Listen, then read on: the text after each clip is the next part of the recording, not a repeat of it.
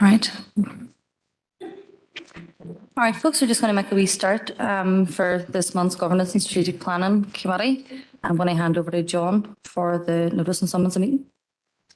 Thank you, Chair, and good afternoon, members. To all members of Governance and Strategic Planning Committee, you're hereby summoned to attend the monthly meeting of the committee, which will be a hybrid meeting to be conducted remotely via WebEx and physically here in the Council Chamber, Guildhall, Tuesday the 5th of July at 4 o'clock. Alderman Breslin. Here, John. Alderman Devaney. Here, John.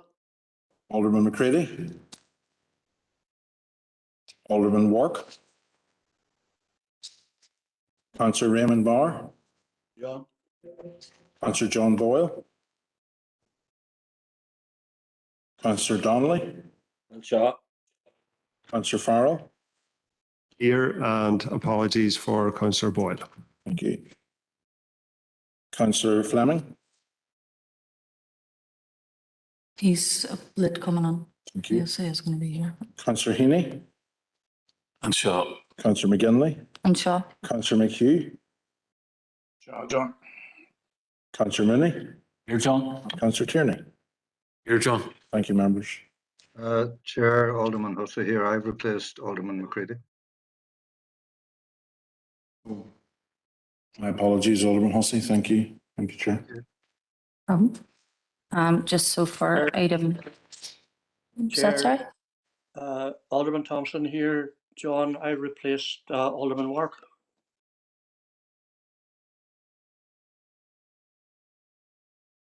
Thank you, Alderman Thompson. We'll get those amendments made. My apologies. Thank you. Okay. So moving on to item 3, which is the broadcasting statement. I'd like to remind everyone present at this meeting in the Guildhall or in attendance remotely that this meeting will be broadcast live to the internet and will be capable of repeated viewing. This broadcast may be terminated or suspended in accordance with our protocol. Due to your attendance at this meeting, you are consenting to being filmed and to the use and storage of those images for broadcasting or training purposes and for the purpose of keeping historical records and making those records available to the public. Members and approved speakers are reminded to only have their mics and cameras on while speaking at the meeting and to use the chat facility to highlight a request to speak. A copy of the Council's privacy notice may be found on the Council website. Which moves us to item 4 for declarations of members' interests. So they can be declared now or at any point throughout the meeting. So item 5 is chair's business. Nobody had come to me in advance of the meeting with any chair's business, but from myself and from Sinn Féin, we just wanted to extend best wishes to the Derry GAA team who are playing on Saturday in the semi-final for the All-Ireland Gaelic Championship. So we just wanted to send the best wishes and good luck in that match. Councillor Heaney. Thank you, Chair. Obviously, echo what you've done and look forward to Saturday. I just wanted to comment on something that's current in the news, and it's the ludicrous decision of TransLink. They run a train to the match that leaves from Belfast and returns to Belfast. It defies logic. I know there's campaigns underway and the media are putting a focus on it this evening. So I really hope that the TransLink rethink that and put on a proper service between the city and the county. Obviously, it's playing a thing. So hope that's rectified before Saturday. I just want to send that out from this council chamber. Thanks for that. Councillor Tierney. Thank you, Chair, and to join with you on behalf of the SDLP group to wish the Derry GAA team the very best of luck on Saturday's semi-final. Thankfully, I'll be heading to the game with my family, and I'm actually looking forward to it. I seen the post on social media yesterday that TransLink were running a train, and I thought, oh, this will be dead handy. And then I looked into it and realised it's not going to be dead handy. It's actually going to be more of an inconvenience for travelling Derry fans than any way convenient at all. Mr. Heaney's right. There are a number of things that are happening at the minute, and hopefully TransLink rethink that decision. I know that we often say that a lot of our people leave the city and head to Belfast for opportunity and for better jobs and stuff. But I don't think there's too many Derry fans in Belfast that will be availing of that service. I think, and I know in relation to anything that we do propose at this meeting needs to be ratified at full council. So I'm looking to the top table for a bit of guidance in relation to getting a letter from this committee urgently to TransLink and asking them to rethink that decision and run a train from Derry to Dublin and back again. And if that needs to suspend standing orders to get that out now, can we do that? Or is there anything that we can do to override that ratification process at full council? Because obviously this is time sensitive, and we certainly, I was going to say if, but when Derry get to the final, we certainly don't want to see a repeat of this terrible decision by TransLink. So I'm looking for a steer from officers, please, Chair. Thank you. Through you, Chair, yeah, obviously, formal process would dictate that, but there would be no reason why a letter can't come from myself reflecting the views of members that are obviously been reported to me with regard to this issue. If you were so minded to suggest that I might do that. So, John, Councillor Donnelly. I'm Audit, Chair, and wish you well in your incoming year. No, just to place on record my best wishes to the Derry team too, and just express similar sentiments about the train from Belfast. You know, it's actually sort of unbelievable how people in this area have been treated. It's not surprising. But Chair, a bit of guidance from yourself too about I've been contacted by a constituent who said, would it be possible to light the Guildhall up in team colours? I think it mightn't need a full council. Maybe the mayor. Maybe I should be asked this directly from the mayor, but a bit of guidance on this would be welcome. Thank you. Through you, Chair, that request certainly we can relate to the mayor, Councillor Donnelly. Mayor can consider that, and just in respect of my previous comments, it actually might be more appropriate if a letter were to come from the mayor to TransLink, so we can certainly draft that on the mayor's behalf if members are content. Yep. Thank you. Thank you. Alderman Hussey. Thank you, Chair. I'm not a Gaelic fan, but totally understand the logic of Councillor Heaney's request and would certainly support it. I mean, the same situation might arise in other sports. Just when we're on the subject of sport, Chair, I'm sure yourself and members would also wish the Northern Ireland women's football team well as they begin their Euro campaign in Southampton. Thank you, Mayor. It's grand. Thanks for I was promoting you there, Chair. Thanks for that. I have no issue with sending those wishes as well. Councillor Farrell, next there. I was just going to second Councillor Tierney's proposal about writing to TransLink to express our sort of disillusionment with the ridiculous decision to run a train to the semi-final to watch Derry, hopefully beat Galway, but for it to depart from Belfast. I think TransLink need reminded that Antrim aren't on the semi-final, it's Derry. So, you know, the train needs to leave from here. But if it needs a seconder, I'm happy to second that. Thank you.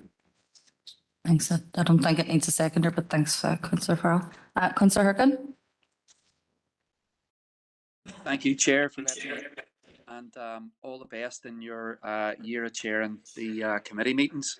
And yeah, we just wanted to add our voice to the anger about TransLink's decision to run a train to a game in Dublin featuring Derry from Belfast. It makes no sense, and I think people are rightly angry about it and see it as an insult.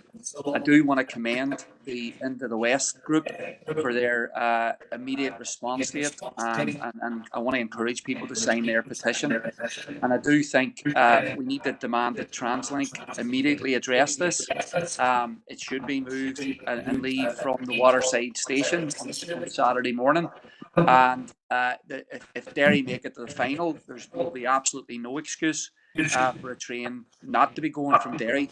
But we should speak as a council and send that message. And then look, this puts a spotlight on the need for us to move as quickly as possible and urgently to develop and expand our train services out of Derry in all directions, but especially down through to Dublin. Thank you, Chair. Thank you. Councillor Tierney, are we looking back on? No, it was just to make the formal proposal, but you don't need one, so That's been taken on. That's happy grand. enough. Councillor Heaney, are we looking back on? You're right. Happy days. That's grand. So that closes off chairperson's business. I have the wrong broadcast.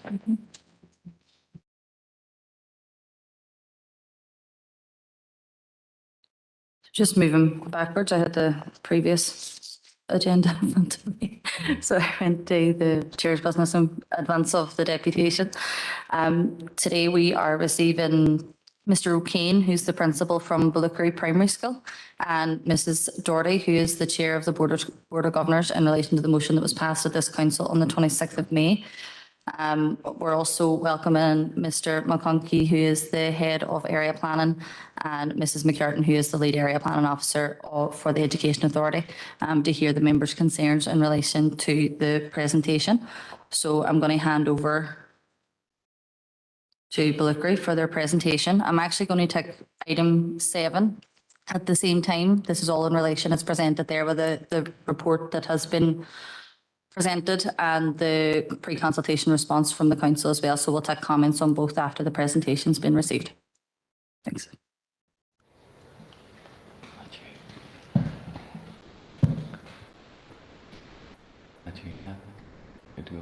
I would like to thank you, Emma, for inviting us to do this presentation at the Strategic Planning Committee and all your attending members. I think I have to contact Sean to put up a slide, yes? The slides are up here for us at the minute, Kelly. All right, we don't see them here. Oh, could we move then to slide 2, please? Okay, on the right is our playground and the hall, and on the left is the schoolhouse and the school. And on my right hand side is Mr. O'Kane, who is the principal of the school. Could we move to the next slide, please? We would like to outline how we have found ourselves in this position. We will then discuss the significant improvements that have been made to that situation in recent years, and then we will discuss the 2 potential futures facing Bullickery as we see it, how it can grow and become a sustainable, thriving school, or alternatively, the impact of the closure on the children and the local community. Can we move to the next slide, please, Sean? Bullickery Primary School is located on the Millennium Road where the new city cemetery is going, 3 to 4 miles from where you're sitting in the Guildhall, and less than a mile from both the Calais and Carrigan border. And the school is surrounded by trees and fields and fresh air. It was established more than 150 years ago by the Honourable Irish Society, and it is now the only remaining rural school on the west bank of the Foyle. In fact, we are one of 5 rural primary schools on the city side. We have no controlled secondary schools. Can we move to the next slide, please? How we have got here. We first became aware that area planning was considering the school for closure in August 2019. Our next meeting was on September the 8th, 2021. Very little, if any, contact in between. And there they presented the timeline for the process. I believe that the threatened closure is as a result of the sharp reduction in enrolment numbers, which in themselves are not as a result of any demographic changes, but rather a consequence of a number of specific circumstances, some of which were due to internal and local management issues, compounded by third-party decisions, and some of which were entirely out of the school's control. It is also my sincere belief that the EA has failed to consider the substantial improvements made in the school in the recent years. The next slide, please. As is evident from the table, if you look at it, the different colours represent the different year groups in the school. Significant changes and lack of, the last column, if you look, would be principals. And if you look, you can see that there's quite a number of different principals from 2017 up to 2020, when Mr. O'Kane took over, September. And that, because of all that change, it led to a significant reduction in pupils in a short space of time. As you can see, for example, 2019, that September, there were no pupils entered primary 1. And the other big factor that affected on there, the Education Authority put a temporary principal in the school in 2018, but he told the parents when he arrived that he was only here until June. And that was the year, as you look, before we had no pupils coming under P1. The next one, please. Next slide, please, Sean. These significant changes in management and the period of time without management led to a significant reduction in the numbers between 2018 and 2019. Area planning engaged with Bellugray in August 2019, immediately after this first initial drop in numbers. The drop in enrolment then impacted on finances significantly, which can be seen following through now in our budget. Funding suffered due to these pupil numbers, and that put the strain that is there on the budget currently. Our Board of Governors firmly believe that the management issues of 18-19 and into 20 caused this decline in enrolment, and not the significant change or a significant change in local demographical makeup in the area. Next slide, please. Setting all that aside, we have made significant progress over the past number of years, which we feel the Education Authority should be given due consideration to. We have increased our intake across 3 years. We have not lost a single child or family from the school in the past 3 years, considering the number of families that chose to leave in 2018. We have immense community support across the area, and there is a clear understanding and trust between school management and the community rebuilt. The wider school community is engaged and involved with the steps forward we are making. Next slide, please, Sean. Leadership and management has stabilised and is functioning well. I, as the full-time principal, am able to oversee and manage the daily running of the school.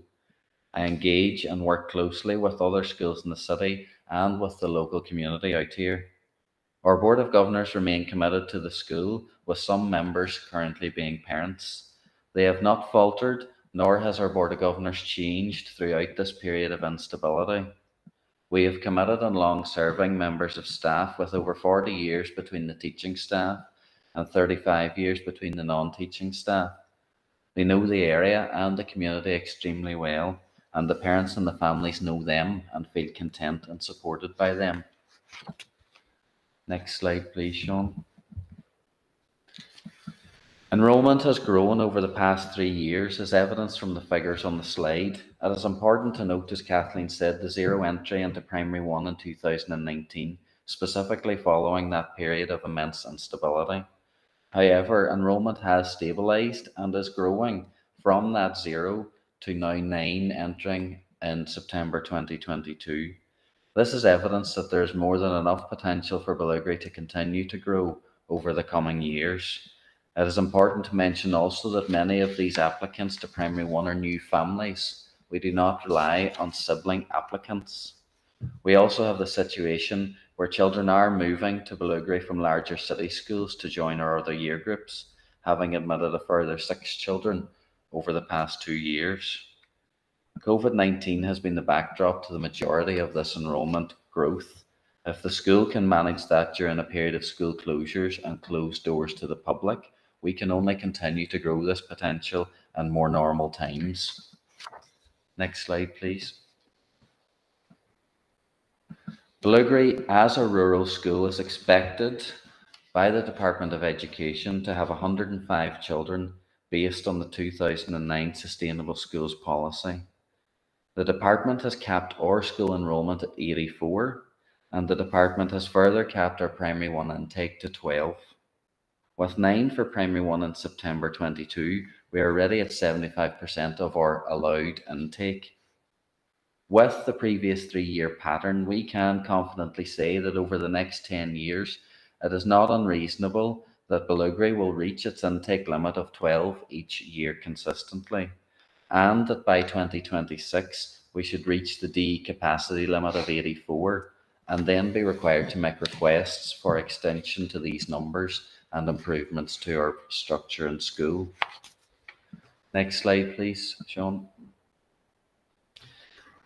Our Board of Governors are very aware of the significant financial pressures every sector is under, and specifically the pressures Ballugry is under.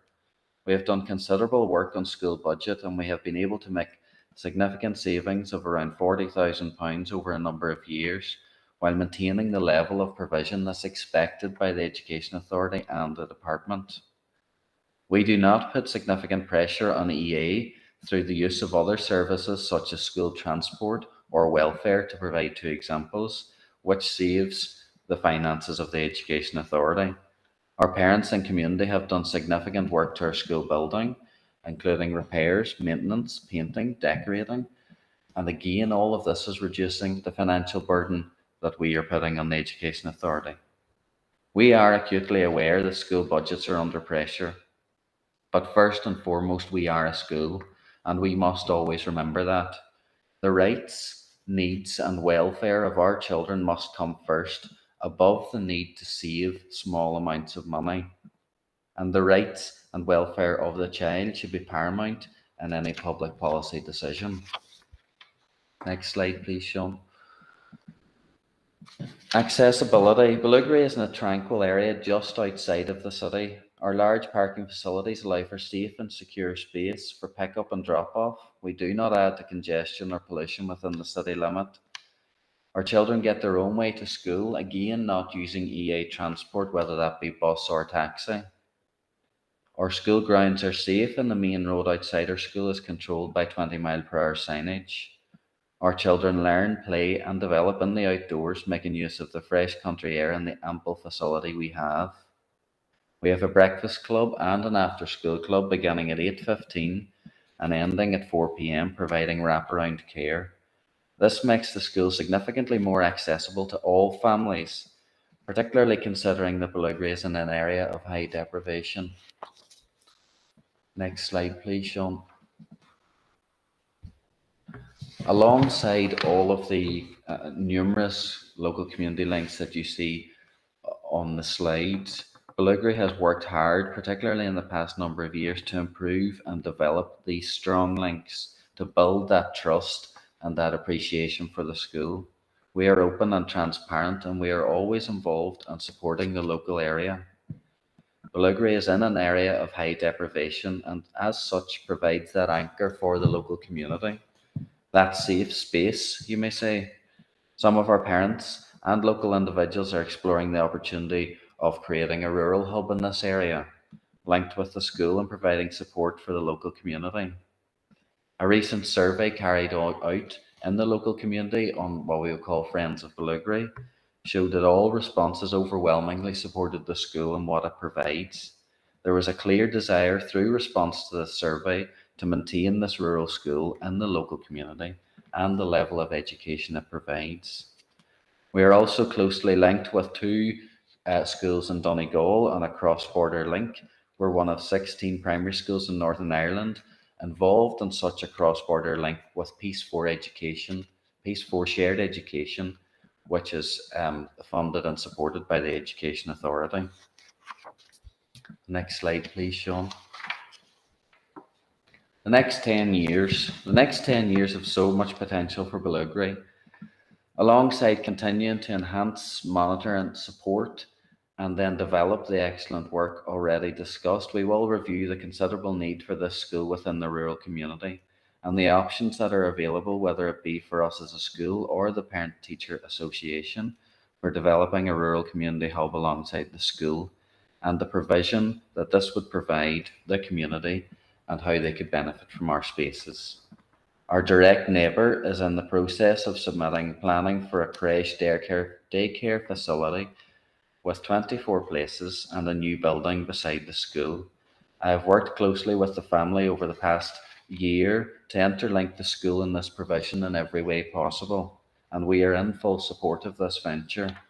There is potential to continue to enhance that provision, catering for special needs and specific supports, which would allow us to create smooth transitions between preschool and primary school education in a tranquil setting out here. Our children have the same rights as every other child in Northern Ireland. This school caters for the rights of every child, including every child, and supporting all need. We as a school will continue to put our children first always. Okay, next slide, please. The consequences of closure. It's our considered view that the closure of Belugree Primary School will have a significant impact not only on our children, but on this rural community. For example, this school is used as a polling station. I'm a resident and I wouldn't have a clue where I might be sent. The resources provided to the school by the parents and the Honourable Irish Society will be lost. Significantly, it's reducing parental choice in terms of controlled education in the city side of Derry, Londonderry. It will lead to a significant dispersal of our pupils across this side of the city, putting pressure on amenities and the infrastructure of other areas of the city. And we all know what the traffic is like in the city at the minute, particularly when schools are either starting or finishing for the day. It will force pupils to be placed in schools within an alien, desirable urban environment against the explicit wishes of their parents and guardians. It will sever significant cross-border links, impacting their education, community links, pupils' personal, cultural and social developments, and that of the local rural community. It will lead to the permanent loss of over 150 years of history and the abandonment of a significant listed landmark building and the anchor it creates in this local community. And I'm quite sure the council doesn't want a derelict school sitting on the Millennium Road. Can we go to the next slide, please? Conclusion. And Damien has mentioned some of this before. The McBain report of 2006 made many assumptions regarding rural schools which have never been researched or tested. And the Sustainable Schools Policy, which all this process is based on, is outdated and based on these same assumptions.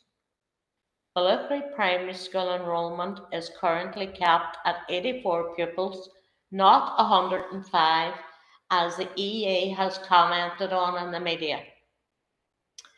There are spaces in the city of good schools, but it is our strong belief that no other school can offer the level of education in a similar rural environment that we have here, so close to the city.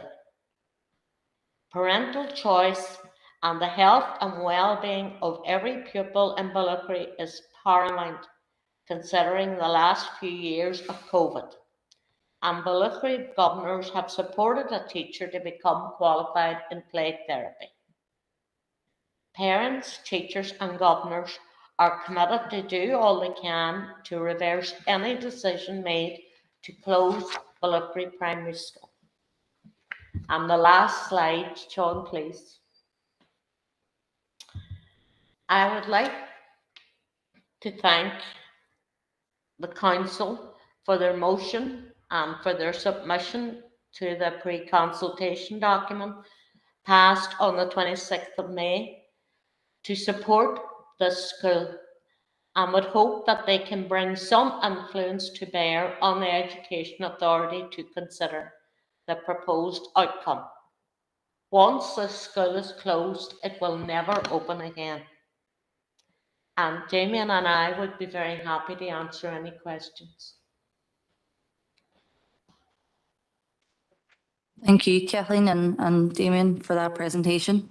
Just before I bring in the representatives from the Education Authority, I would just like to remind members that item 7 has the report, the pre-consultation report, and also the draft consultation response. And we'll be looking for endorsements or if there is any changes that people are looking to suggest. So I'll hand over to the representatives from the EA if they want to make any representation before we move to members.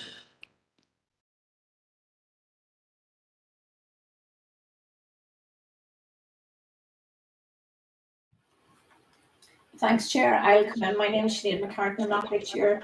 My colleague is trying to get in on his mobile phone, so I'm not quite sure if Michael McConkie is in or not. So I suppose thank you for the presentation from Bullicree Primary School and the opportunity to listen to the views of both the school directly and to yourselves in the council. There's Michael in now. Apologies. Go on ahead, Sinead. And I suppose it's just, as you know, we're taking forward the pre-publication consultation on the proposal to discontinue Bullicree Primary School, which closed actually this week, the consultation. And we should state, I suppose, at this stage, that this is a pre-publication consultation with staff, governors and parents. So it's at a very early stage, and it's at that initial stage of consultation. The next stage that we'll go to is we will prepare a consultation report and take it to our committee members in September, who will then make a decision as to whether to publish the proposal or not. If they agree to publish the proposal, that means then the proposal then goes out for a 2-month public objection period, and that objection period is with the Department of Education. So we're still at the very, very, very initial stages of taking forward the proposal. Only after the 2-month objection period with the Department of Education does a submission go to the Minister of Education. And throughout all of this, it is only the Minister of Education, or as happened before, in her absence and legislation being put in place, a permanent secretary, but at the present minute in time is her minister, and it's only the minister who can make a decision on the actual closure of Bullicree Primary School. So that's where we're at the minute. Sorry, Michael, I just took an overview as to just sort of the practicalities. No, I really appreciate that, Sinead. I was having difficulties accessing problems at our end, but I have nothing further to add apart from to say that obviously the only aspect, from an Education Authority perspective at this point is, the consultation. So all comments will be forwarded on to our board members, and as Sinead said, it will be a matter then for our board to make a decision about whether we publish and move ahead to the next stage. But we're happy to take any questions. Thank you for that, Michael and Sinead. The first indicated speaker is Councillor Doyle, who was the proposer of the initial motion. Go ahead, Councillor Doyle. Thank you, Chair. It's very much appreciated. And can I welcome Damien and say, just for the record, that without Kathleen Doherty, I probably wouldn't be sitting here.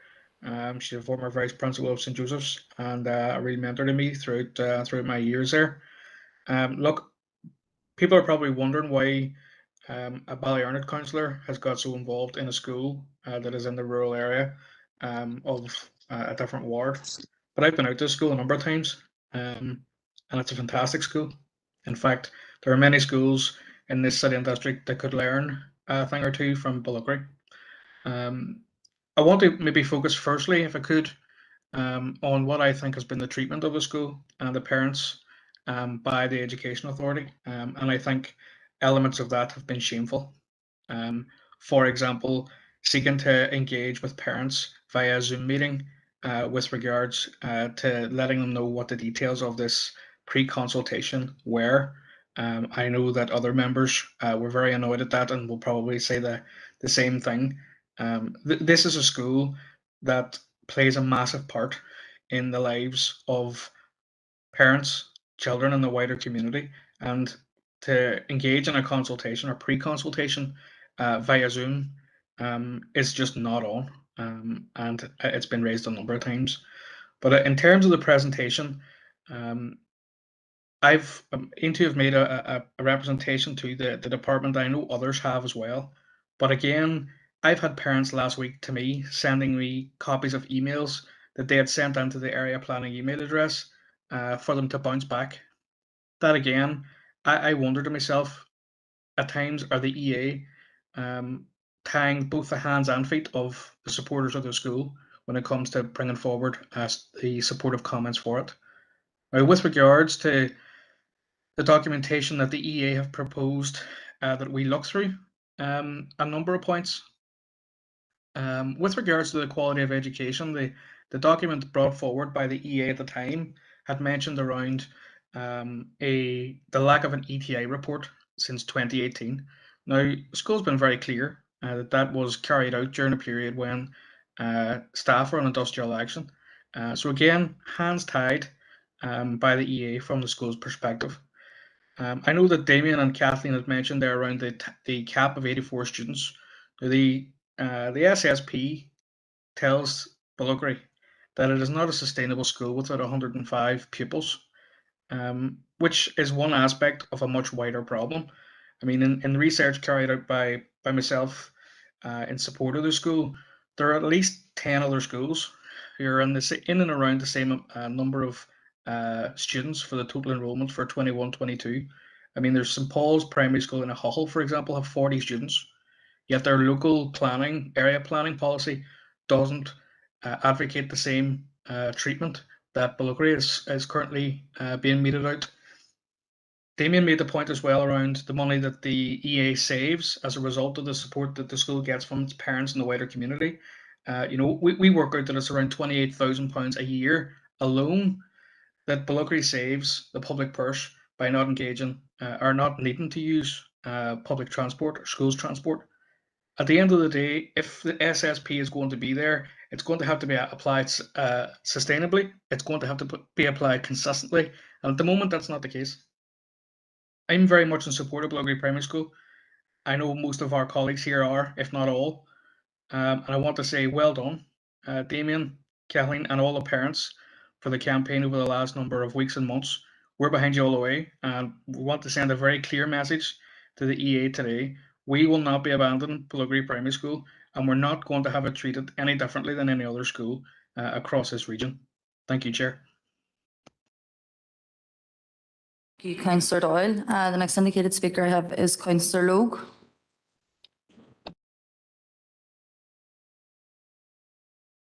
Thank you, Chair.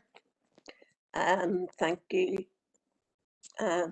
to all those who have presented here today. I suppose, look, I just want to say from the start that myself and Councillor McGinley, Padraig, Delargy and Matley had met both the school, the principal and the board, the head of the Board of Governors, and we have also met with representatives of EA as well, and submitted to the consultation. I suppose from our point of view, we feel that this pre-consultation regarding closure is very, I think it's very early, and shouldn't be taken forward, and we will be looking forward, looking for that consultation to be closed.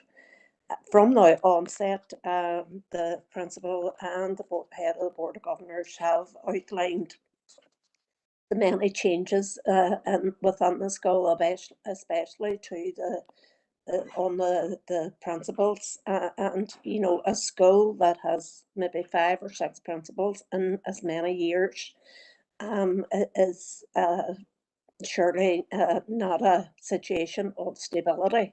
However, this last number of years, the principal, the new principal, Damien, has stabilised the school. He has brought forward new members. He has consolidated families that were once patrons of the school to return to the school, and the Board of Governors have remained steadfast in their determination to make Bluegrave Primary School a sustainable school. It is in a unique setting, and it's not often that you would have such a nice setting for a primary school.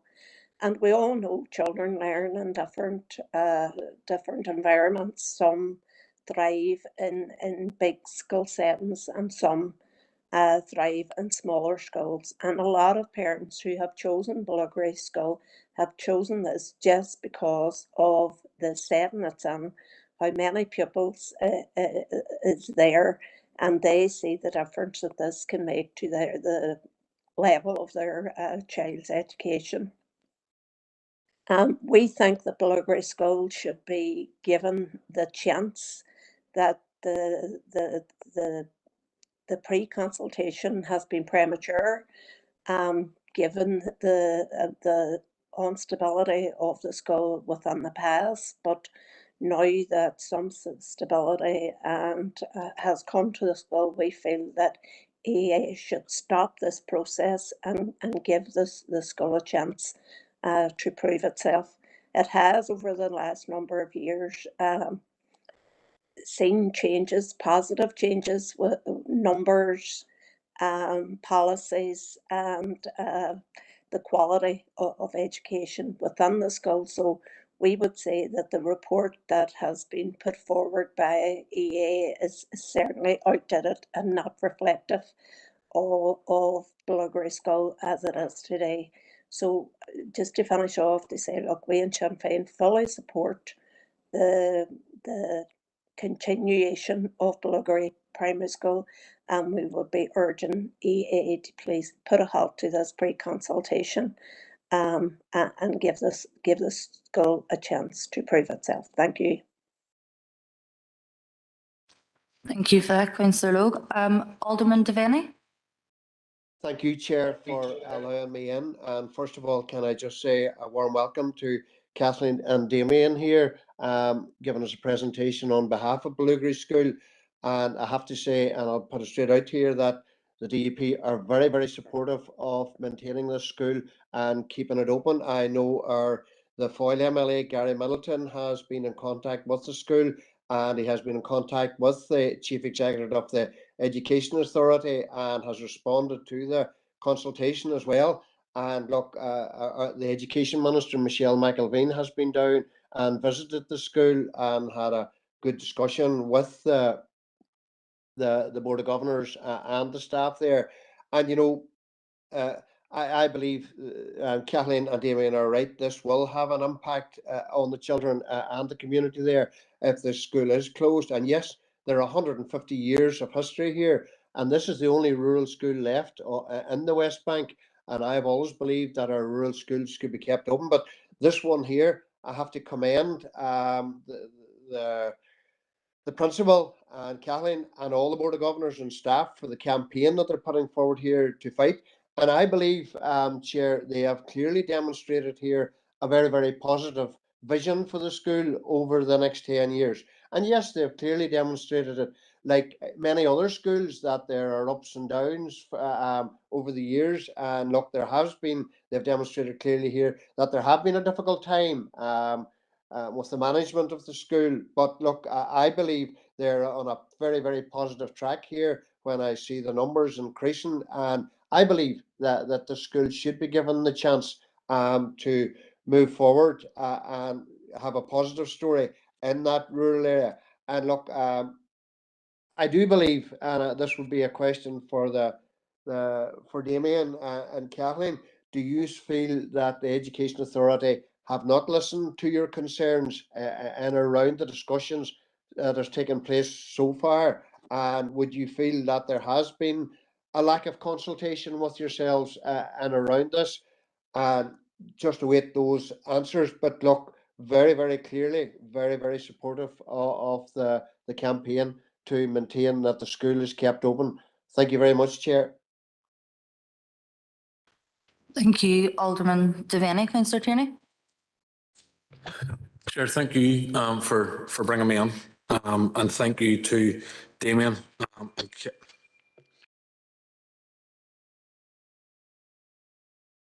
Sorry, apologies. Just bear with me to get comfortable. There we go. Thank you to Damien and Kathleen and our representatives from EA for presentations today. I think we've seen very clearly from Damien and Kathleen their commitment and dedication to not only Ballugary Primary School but the Ballugary community. And I think, first and foremost, when we're talking about a rural community, and anyone who knows that area out around Ballugary, this is more than a school. It's one of their only, if not their only, community building within their neighbourhood. And it's something that I think we need to remember, because if this is closed, there'll be no facilities out there for the people that live in that area. I attended a public meeting in Ballugary a number of months ago. And I think EA probably should have attended that meeting or a similar meeting, because they would have understood, particularly from that meeting, the commitment, the dedication of the staff and the governors, but also the commitment and the dedication of the parents of the pupils that are currently enrolled at Ballugary, and also parents of former pupils at Ballugary School as well, because it was heard very, very clearly on that night. I was one who expressed my disappointment on the night and continued to fail to understand why any consultation to this magnitude would be done via Zoom. I see no reason whatsoever why it had to be or needed to be done via Zoom, other than it was a box ticking exercise for the department. And when we're talking about closing schools, we're talking about children's lives, children's futures. That can't be done as a box ticking exercise. It needs to be taken serious. And I think EA would have got a far, far better understanding of what was happening at the school, the future of the school, and what was happening in and around that community if they had actually been there. So I find it very disappointing that that's what way it was rolled out. Kathleen talked there in her presentation about the consequences of closure. As adults, as counsellors, as teachers, we have a responsibility, I believe, to show young people that they're valued and lead by example. If we sit back and allow the school to close, we're sending a message to the 84 young people currently enrolled in Ballugary that we don't care about their school, we don't care about their community, and we're just going to sit back and allow it to happen. And I'm, for one, not prepared to do that. I think if EA were listening today, and if they're reading the consultation responses that they're getting, and if they're properly understanding this community, they will know that they have a duty to stop this process immediately, to lift the cap on the number of pupils that can be enrolled in Ballugary, and get working with the school to try and meet the commitments. The school have very clearly outlined a projection of enrolment over the next 10 years. And they are confident that they can achieve that. It says that on one of the slides. The EA should be working with the school to help them achieve it, not working against them to try and close it. I fail to understand why there's a cap on the school. There can only be one reason, and that is that this is a foregone conclusion that the school is going to close, and it's rolling it out. That can't be allowed to happen. The EA should be working with the school to try and push on and get the school to achieve its full potential. Everyone who has been out there can see the changes over this last number of years, and EA should get on that train with them. In relation to our draft consultation report, Chair, I think I'm the fourth speaker, but probably the first that's actually on the committee. I'm happy to propose that recommendation from officers. I think anyone who reads it will very clearly see that the council are in full support of Bulgari School. We have outlined a number of things that we think that EA should do to work with and support the school.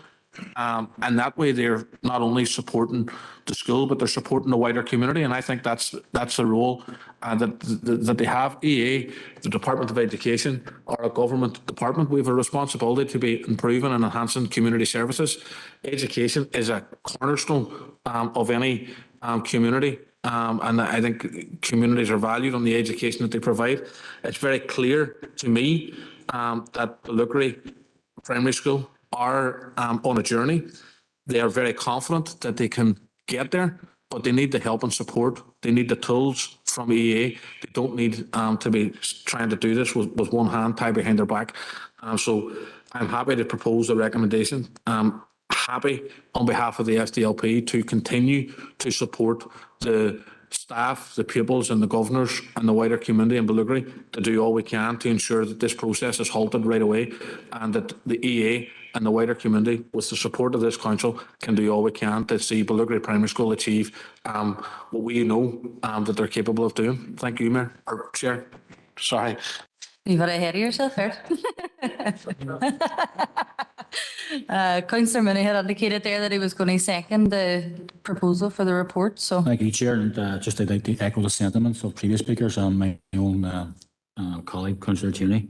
It was a very, it was an excellent and well presented and marshalled arguments from the headmaster and the chair of the school. And I'm very happy to second item 7. Thank you, Chair. that's great. Thank you for that. Councillor Harkin, your hand was up in the chat box. I don't know if you still wanted to speak to this item, if it was up from a previous one. If you're still there. Nope. Okay. Alderman Hussey. Thank you, Chair. I thank Councillor Tierney for this proposal, which is only but right, given that I understand that the school has the full support of the Derry City and Strabane District Council on this. Can I thank Damien and Ms. Doherty for an excellent presentation on the situation. Can I also welcome Michael and Sinead? Although, Sinead, I have a strong sense of deja vu around this particular issue that we're discussing, because you will be well aware of closures in my own Derrick area that we've been involved in before. However, we are where we are. I think in the presentation from the school, there were many admirable situations that were presented to us. The parent and community input to the well-being of the school is one that cannot be overlooked. We're not just talking about a school, we're talking about a community within the community that supports the community that it is within. The fact that parents are bringing their children to the school, and I'm sure, like myself, there are many other councillors at this moment in time in particular who are having difficulties with EA Transport Department with regard to attaining transport for children to various schools. and indeed admissions, whereby there are schools who have reached a stage where they have been capped by the department and cannot take in students. And many of these situations have arisen in my own area because of the closure of rural schools in our area. And I mean, you talk about area planning. Well, where's the forward planning? That, you know, at least there is provision. If you decide you're going to close a school, there has to be provision. Now, I know that it has been named that there are vacancies within city schools. There's no guarantee that these students will go that way. So the whole process, I feel, is flawed. Sinead, you will be aware in the past that I have used the term self-fulfilling prophecy. And that's a situation that I feel that you can reach at a school, and it seems to be a situation that has been reached at this school, whereby you decide, you know, oh, we're going to have a consultation. That immediately gets into others' heads. They're going to close the school.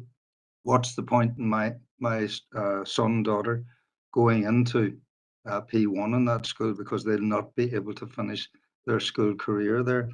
So I think Councillor Turney has indicated there the desire that this process be stopped, and that certainty of you know, at least that 5-year period that the school itself is proposing, when numbers can be built up and the viability of the school can be proven, give the school that chance to do that.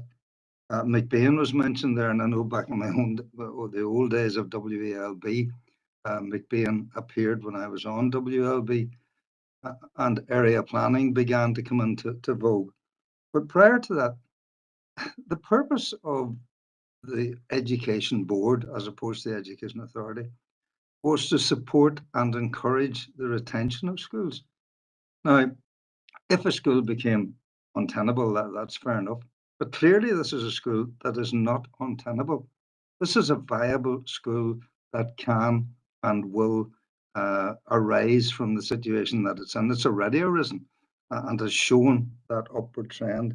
And that upward trend needs to be encouraged rather than sending out a consultation which says to some people, the school future here is dodgy. At the risk of plagiarizing Voltaire, you know, success belongs to the biggest battalions. Sorry, not to the biggest battalions, but to the best shots. You know, so here's a school which is providing excellent provision within its facilities. Allow that school to continue to do so, and success will be there. They're already gaining that success. I mean, the simple fact of the proposed development of a play school, which will obviously become a feeder to that particular school, has to be taken into consideration. Support Councillor Turney's motion that the consultation be suspended and the school be allowed the space to rejuvenate and grow and continue to grow, I should say, along the successful lines that it already develops. Thank you, Chair. Thank you for that. And the last indicated speaker that I have on this item is Councillor Donnelly. Good, Chair. And I'd like to thank Kathleen, Damien and others for their presentation here today. Look, a lot of everything that needed to be said has already been said. There's no doubt this is an idyllic, precious and much valued school, and I want to commend the staff and the teachers and campaigners. The school is turning around. This is a school that has a long history, and okay, there may have been a short blip in that history, but as I said before, they write something off that has that so much of a history. Any organization or institution or whatever goes through ups and downs, but the fact that this school is still maintained, given that everything that this city and district has been through, I think it would be an absolute shame if this school was to close. It's been mentioned, the loss to the children, the loss to the community. Anything you read or anybody you ask for advice, education is always in the middle of it. somewhere of the importance of education. And I think, I can understand some people, think that this is a brutal box ticking exercise, and I'm sure that can be very demoralizing for the staff, but and the campaigners and the parents and the children, and I hope that the widespread support at this been seen and given at this meeting and previous meetings will help the encourage those behind the campaign. So agree with I think it was Councillor Logue had said about the consultation. It has to end, and I'm happy to lend my support to put my shoulder to the wheel and to support the retention of the school. Thank you. Thank you for that. I know there was a couple of questions within those remarks for Kathleen and Damien from Ballyhurry. I just want to give you the opportunity to come back in at this stage just before we finish up with these items. If you just want to come back.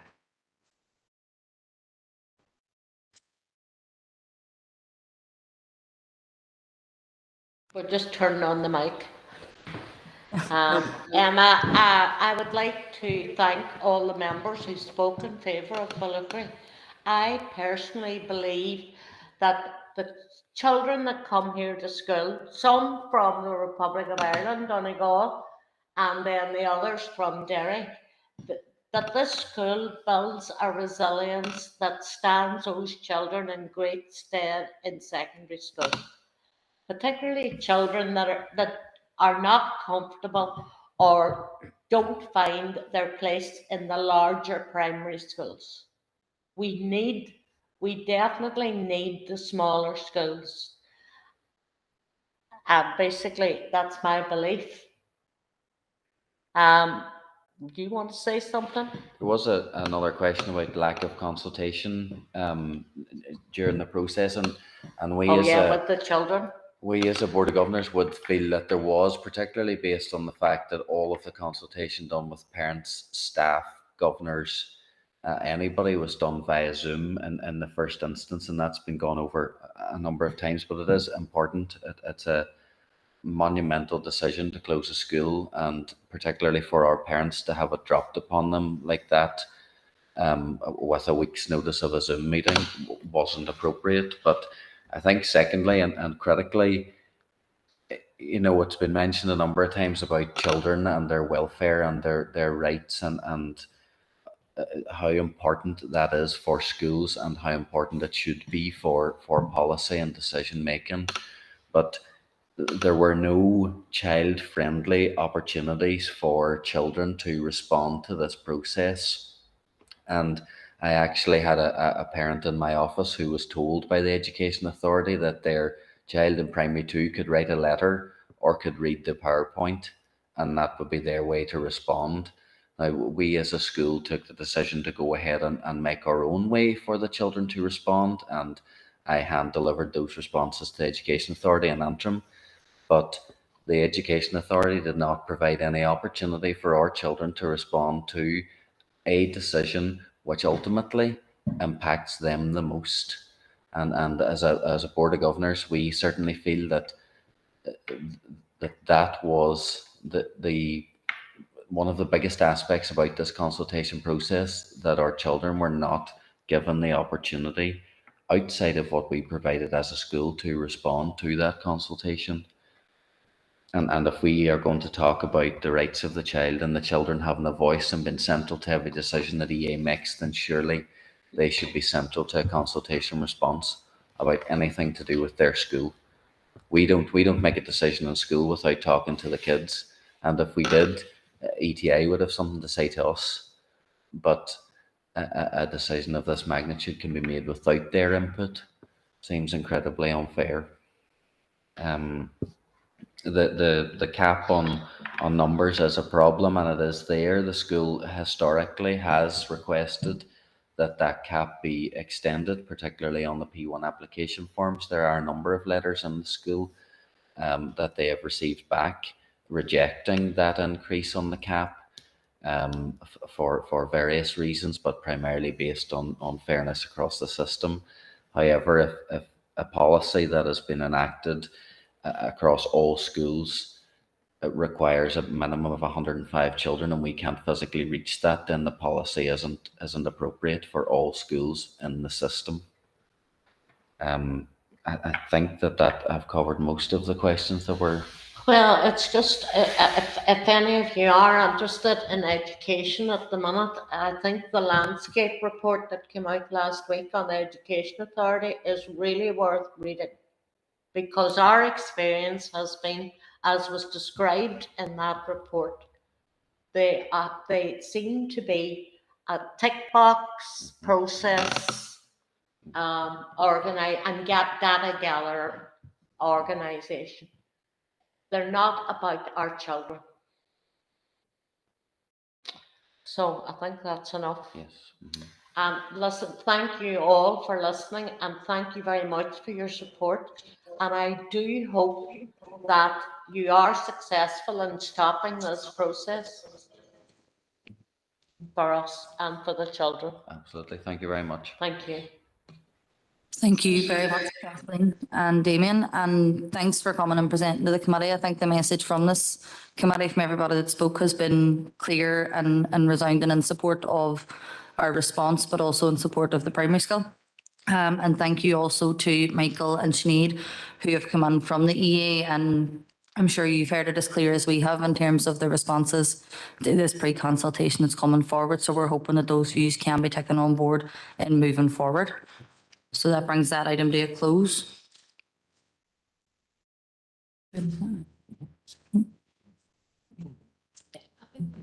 Yep.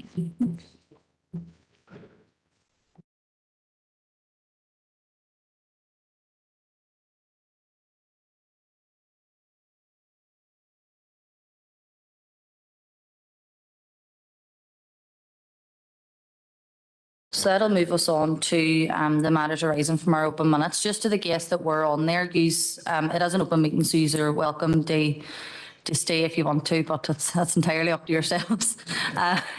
We're not going to kick you out as such, but just so you know, we'll be moving on to the rest of the meeting's business at this stage. So moving forward, we're looking at... For clarification, Councillor Turney's proposal. It was proposed and seconded by Councillor Minnie, and nobody spoke against it, so council officers are happy that it's to move forward. That's grand. It's just I wasn't aware that it cleared that it was accepted. Yes, that's grand. No problem. Okay. So moving forward, then we're going to move into matters arising from the open minutes of the Governance and Strategic Planning Committee meeting that was held on Tuesday, the 7th of June, 2022, which is pages 19 to 32. Is there anybody with any matters arising from those minutes?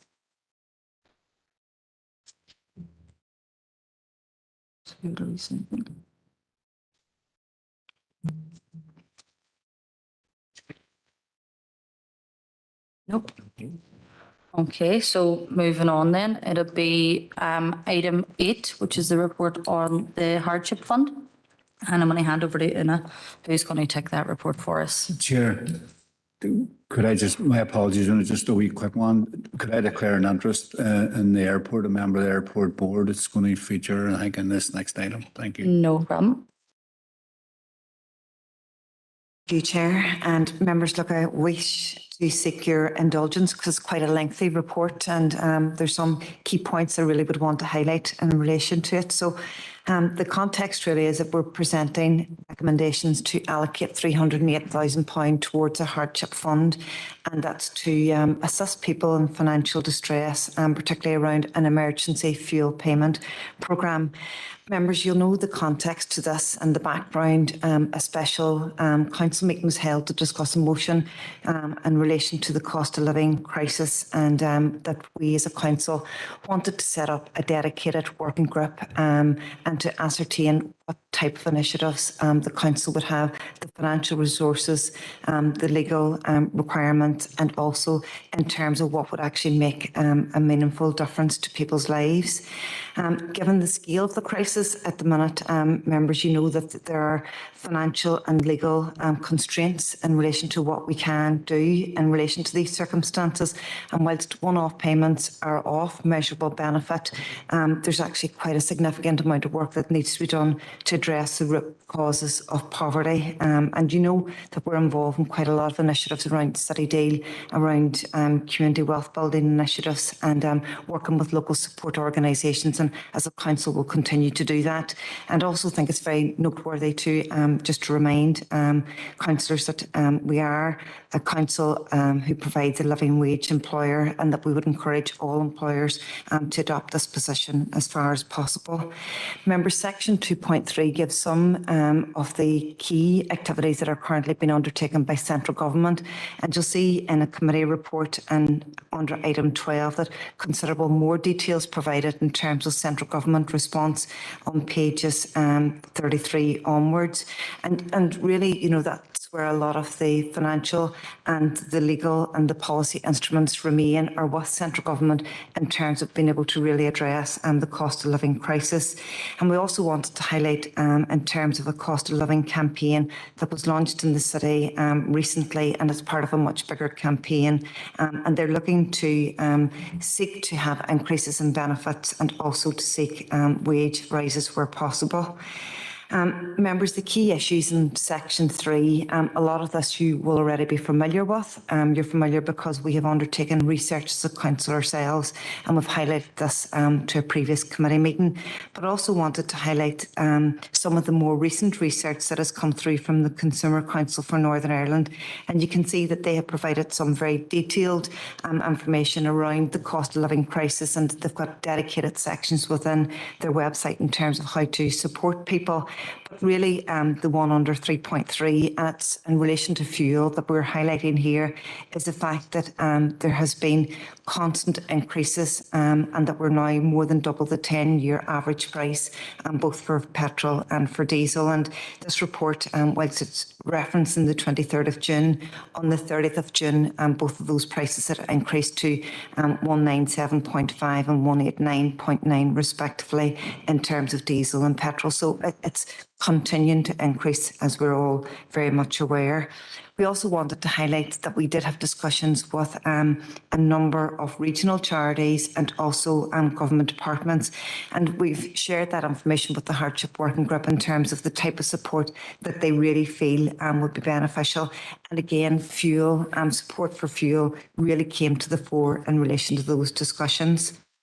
Members, 3.5 really summarises the key financial and legal constraints. And again, members received two very detailed presentations at the Hardship Working Group with respect to these, and those papers are available in the background section of this report. Members were aware that there's a number of reserve funds that are available. There are current commitments on those, and we've identified risks in relation to Council's business currently. And also we highlighted the regulations governing those particular funds.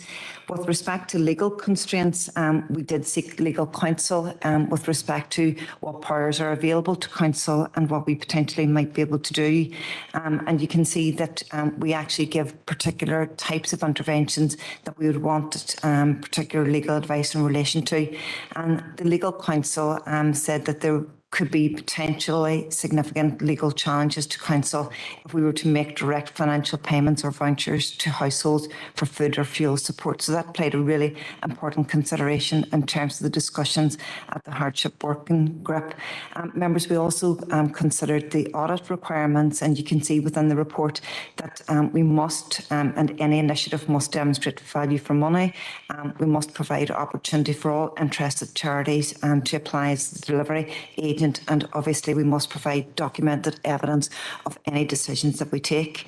Members, our last meeting of the Hardship Working Group spent considerable time looking at the type of interventions that we might be able to take forward, and in addition to the fuel and advice services support, we did have some discussion around some community-based projects that were suffering financial hardship themselves and were facing difficulty in terms of securing funding, and we suggested that maybe that was something that a phase 2 or a tranche 2 of a hardship fund could potentially look at, where we would have an open programme where those types of organisations could come in and seek for financial support.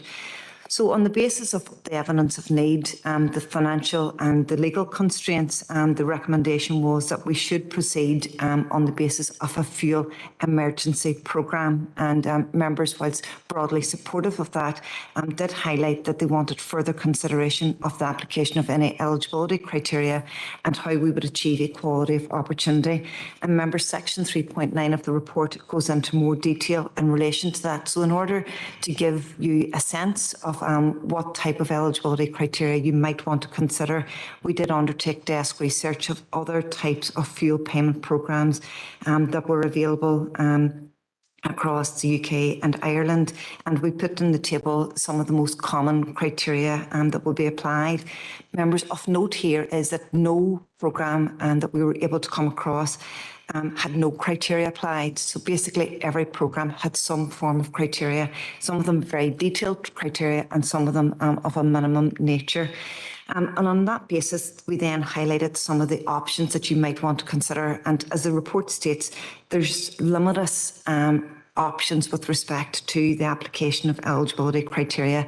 But under 3.10, we again wanted to highlight that given the fact that we've got a limited amount of money, that we're really trying to support people who are in the most need at this particular time, recognising that we don't have the resources to have just a general fuel support programme, that this has to be about emergency, whereby somebody finds themselves in financial distress and aren't able to pay a fuel bill or able to top up their credit, that this is what the focus of this particular programme should be. And on that basis, you'll see that there's a small number of recommendations in terms of criteria. First one is that the household must be within the council area, and the household, secondly, must have a gross annual income of less than 30,000, or that somebody within the household has been recently made unemployed, or that they've had their benefits interrupted within the last 6 weeks.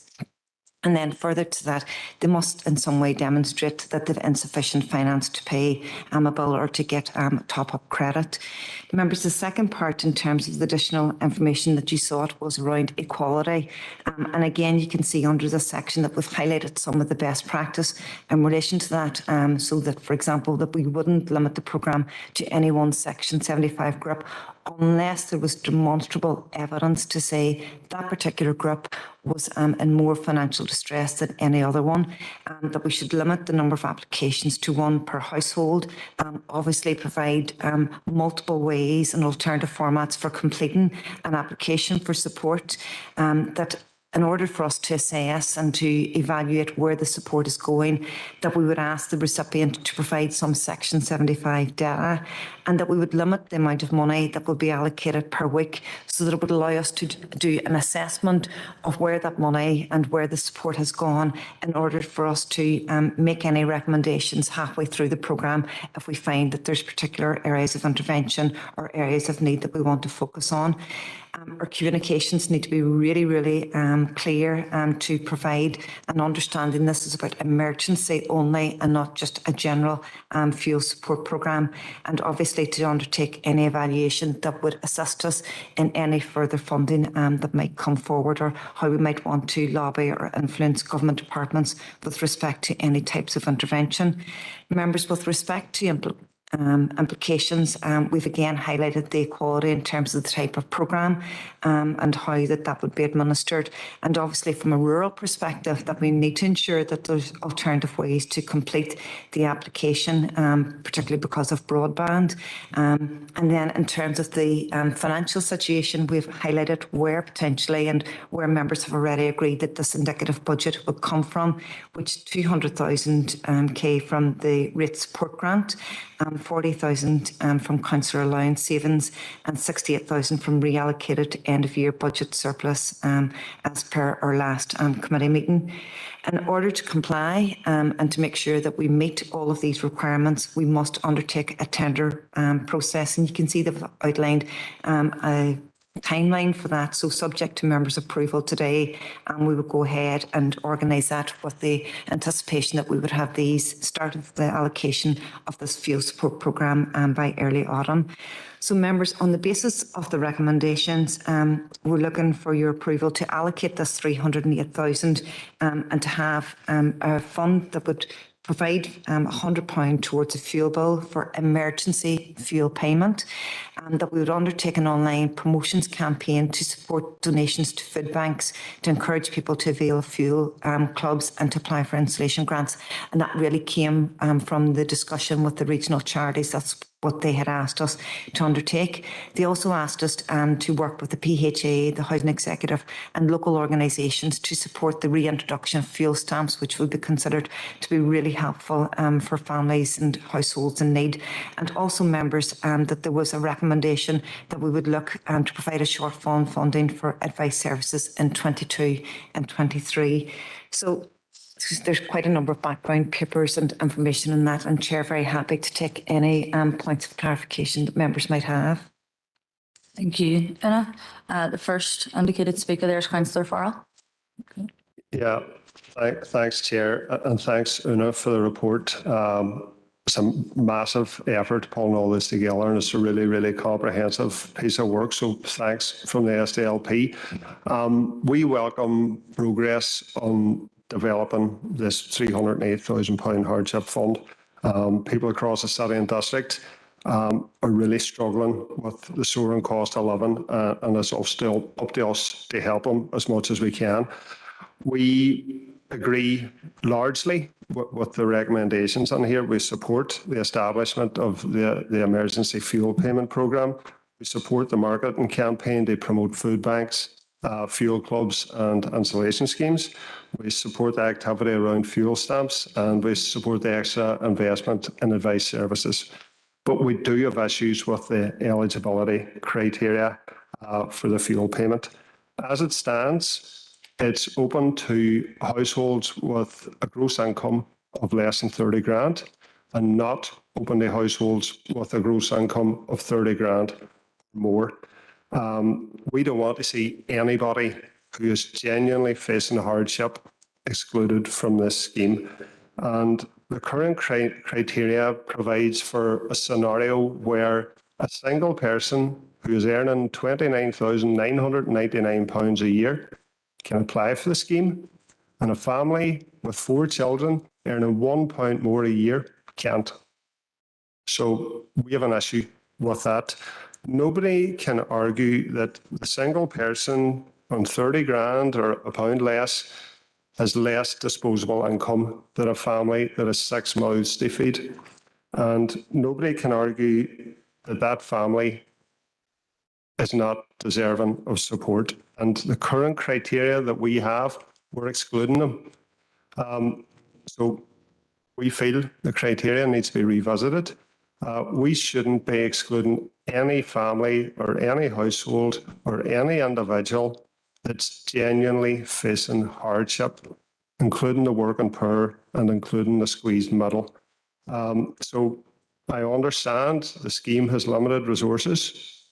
The £100 per household, at best, we're going to help 5% of the households across the city and district, but we need to make sure it's the right 5%. So we're not content currently with the criteria. We're not content with the income threshold. We think it needs to be revisited, and we think it needs further discussion at the Hardship Working Group. I know we had a discussion previously where we said there was divided opinion on whether we needed a criteria or not. I felt we did. At that, I said it needs to be 1 application per household. I'm glad that's in there. But I think it does need discussed a bit more in a different forum to an open meeting. On the criteria, number 1 is the household needs to be based in a council area. No brainer. Yep, totally agree. Number 2, the income criteria. We have issues with that. But I've got a question, Una. Is any income disregarded? Because we've got schemes across the north where DLA income is disregarded, PIP income is disregarded, carers allowance is disregarded. Do we envisage anything being disregarded there? And the third question about the eligibility, the household must be able to demonstrate insufficient finance. How do we plan to do that? Or how does the chosen charity How are they expected to do that? Is that, we're asking for 3 months bank statements, how do we work out if they have insufficient funds? And then just a couple of questions about the actual help that we're going to give people in terms of the £100. Is it £100 cash to the claimant? Is it £100 fuel voucher for either gas, electricity, oil, or is it a payment directly to a supplier? So there's no cash change in hand with the claimant. It's a business transaction from the charity to the supplier. And I note the current timescales where we're saying terms of reference to the interested charities in July, rollout in autumn ahead of the winter, which is good. But I think we need to take time to get this right. Currently, we're not over the moon with the criteria. We think it needs discussed in greater detail in a different forum. So thank you for the report, but currently that's our position. And one final question. In terms of, we've got £308,000. We've got the money going to advice services. We've got money around the marketing. Have we any understanding of the money for the emergency fuel payment scheme, how much a charity would likely charge for administering that scheme? So a few questions there. Thank you very much. Massive piece of work and most valued. Thank you.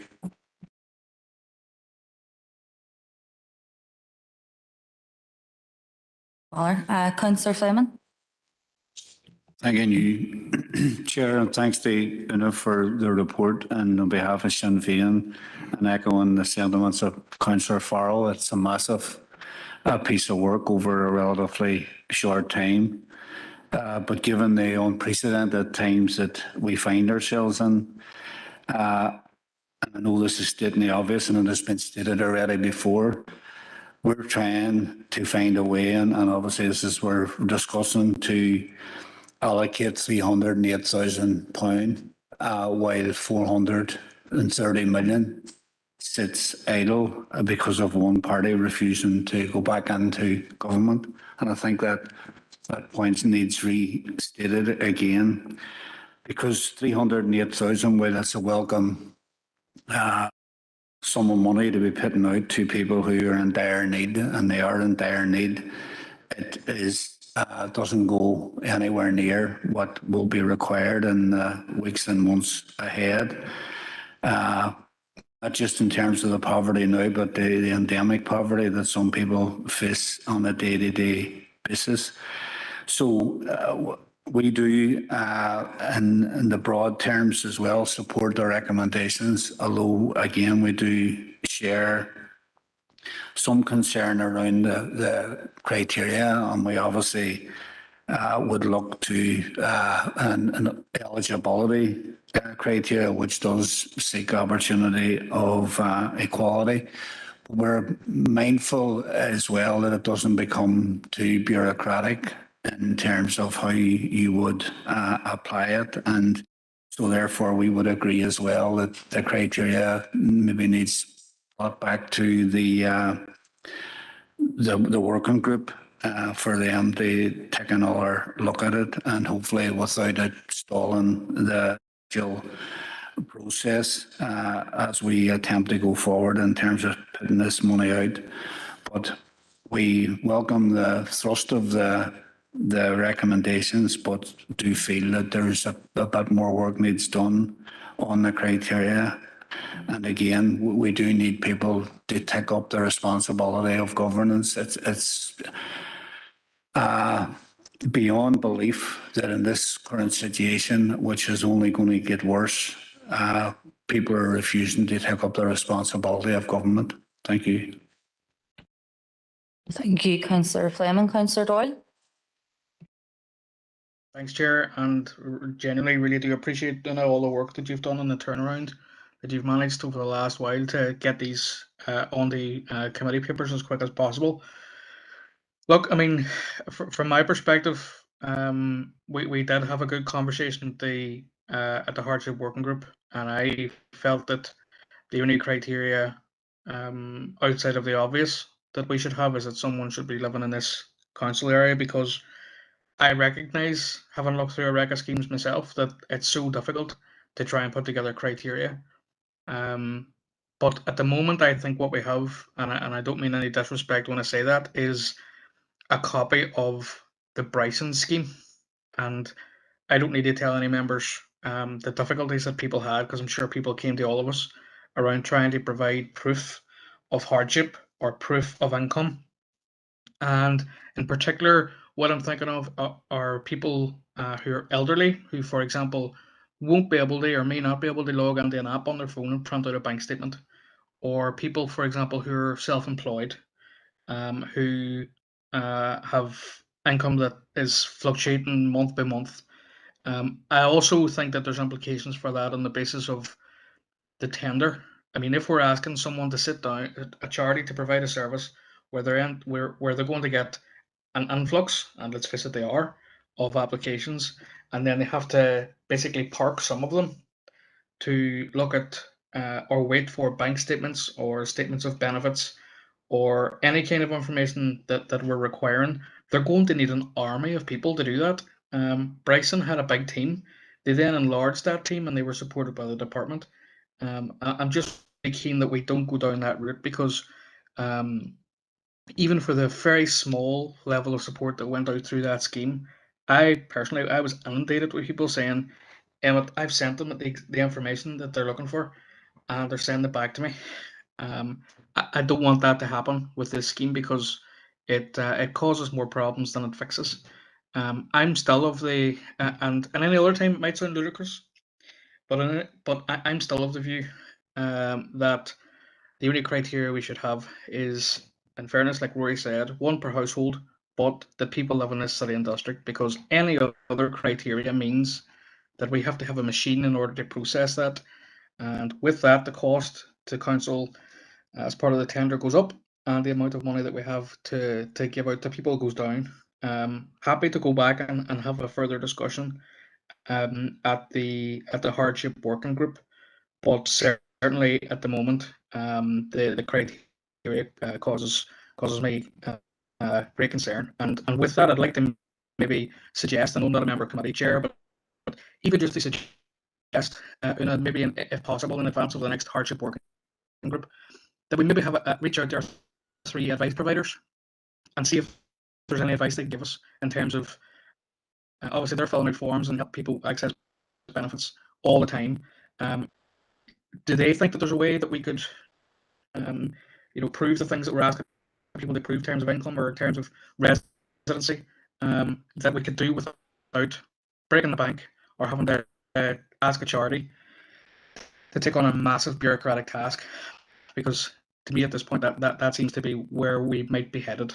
So I think that might be helpful, and see what members think about it. Thank you. So Councillor Doyle, Councillor Farr, are we looking to respond to a point on that, or? No, I would just like to speak again after Morris and Okay. after Una, if that's okay. Alderman Devaney? Thank you, Chair, for allowing me in, and I just want to put on record our thanks to Una for the work that she has done. Look, we know in a lot of instances 308,000 is a lot of money, but it's not a lot of money to deal with the issues that we're trying to deal with at the minute. I'm like some of most of the rest of the councillors that just are in around the criteria, as Councillor Farrell has alluded to. If you are £1 over the 29,999, you don't get it, and you could have 6 a family. I can understand that, and look, I would be happy to go back into the working group meeting again to discuss that. Totally get it that, look, one per household would be a claim, and the limit per week.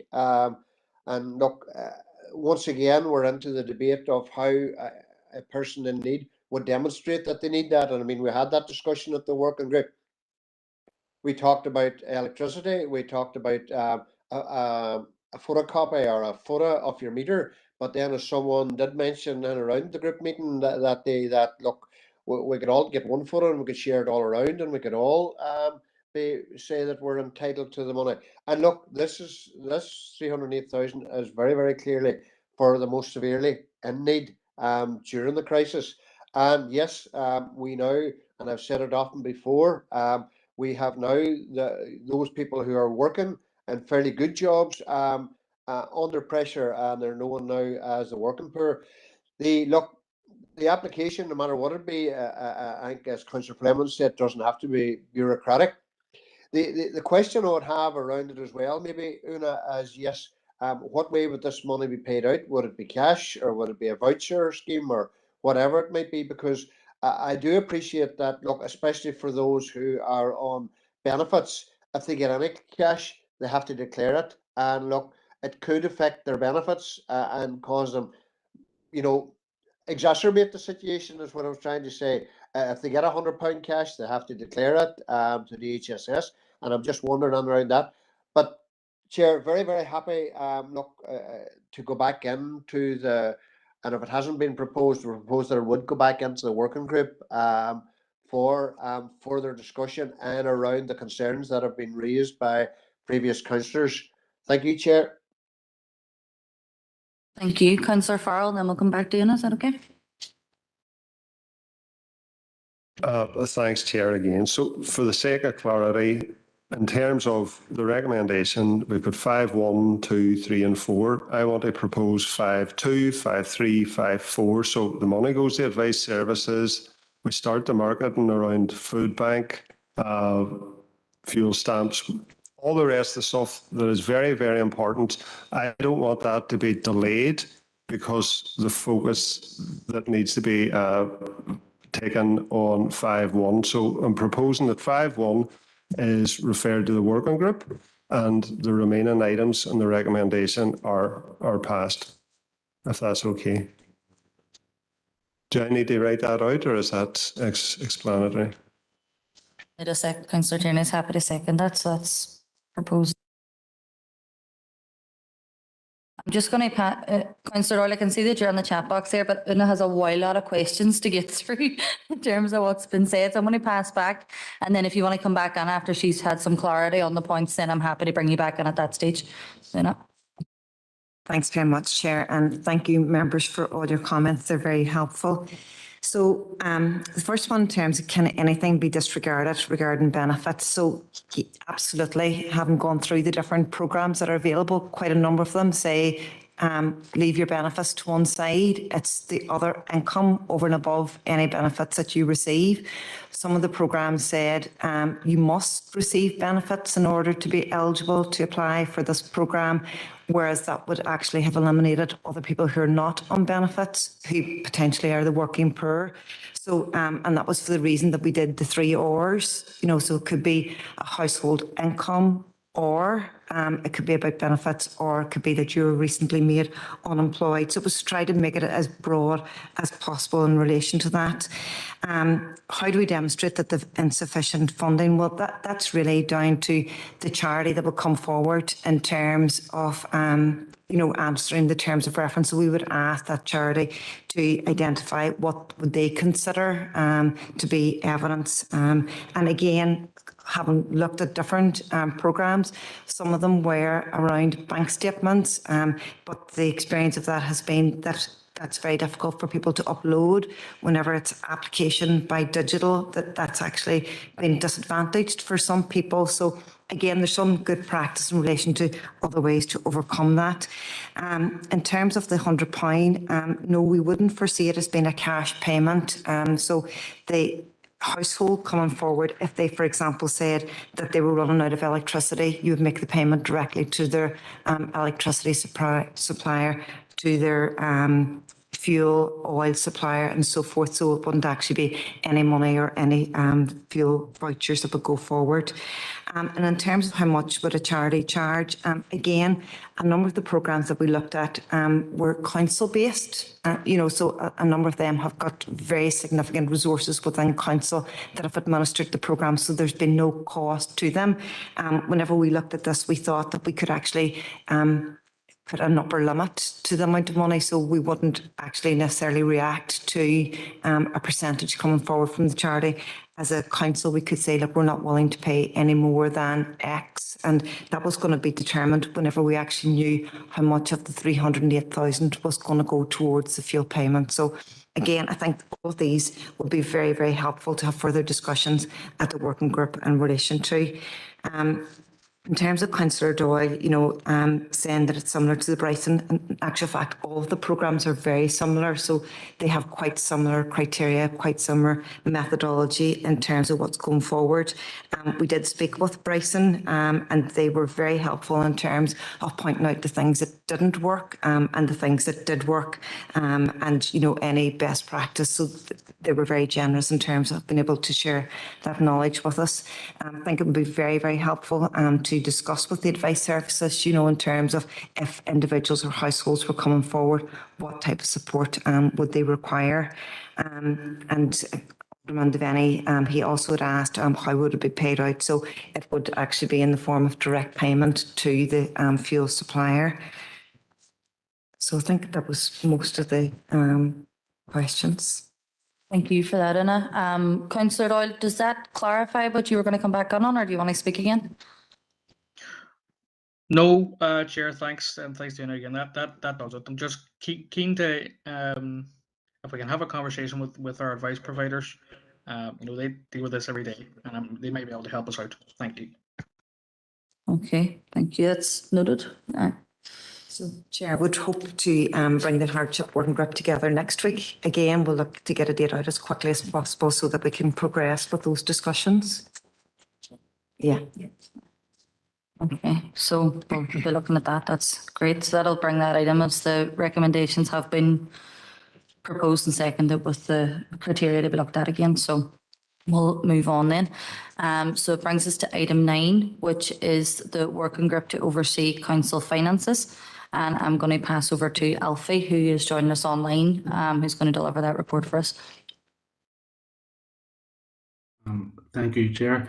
Members, the report is for you to agree the terms of reference for a working group to oversee council finances, and that follows the council motion that was approved in May. So members, obviously, as we commence planning for the 23-24 rates process, we're very aware of the unprecedented financial challenges we face that are set out in section 2.1 of the report. And in response to this, a motion was approved by Council in May to set up a working group, and this report is really to set out the proposed terms of reference and membership for that group.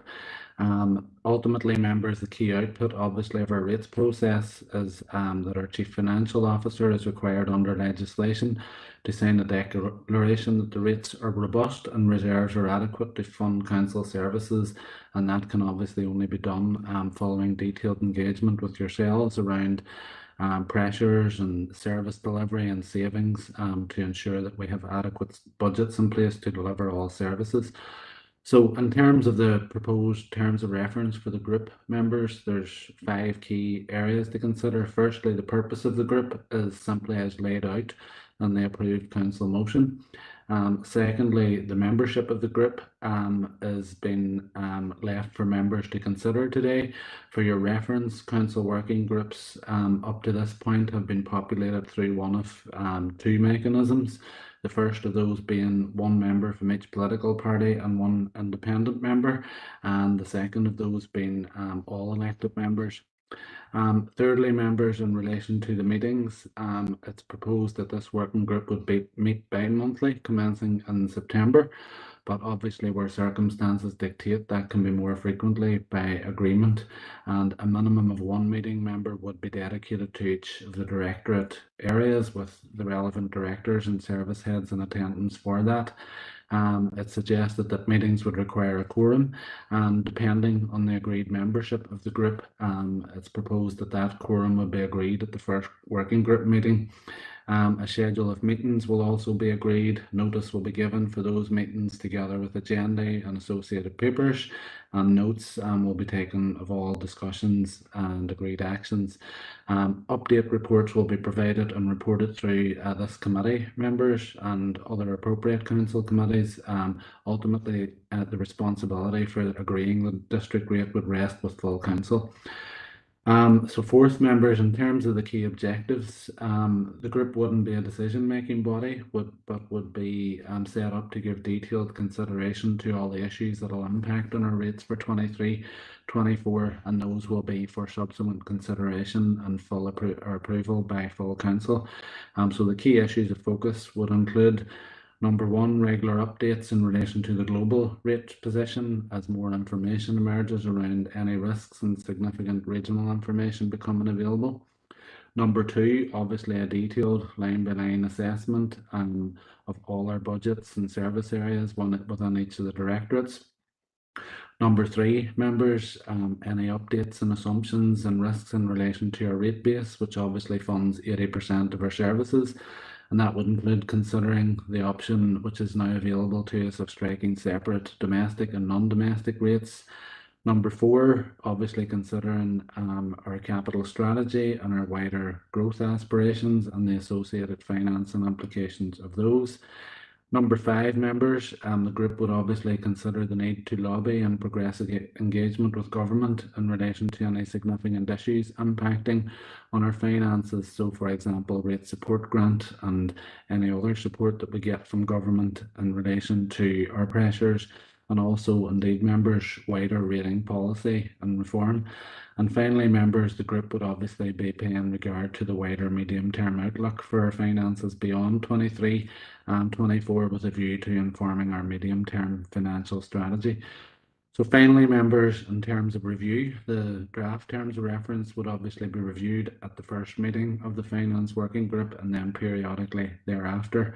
And the group would undergo a formal review after our rates estimates process for 23-24 is complete and prior to the Council annual meeting.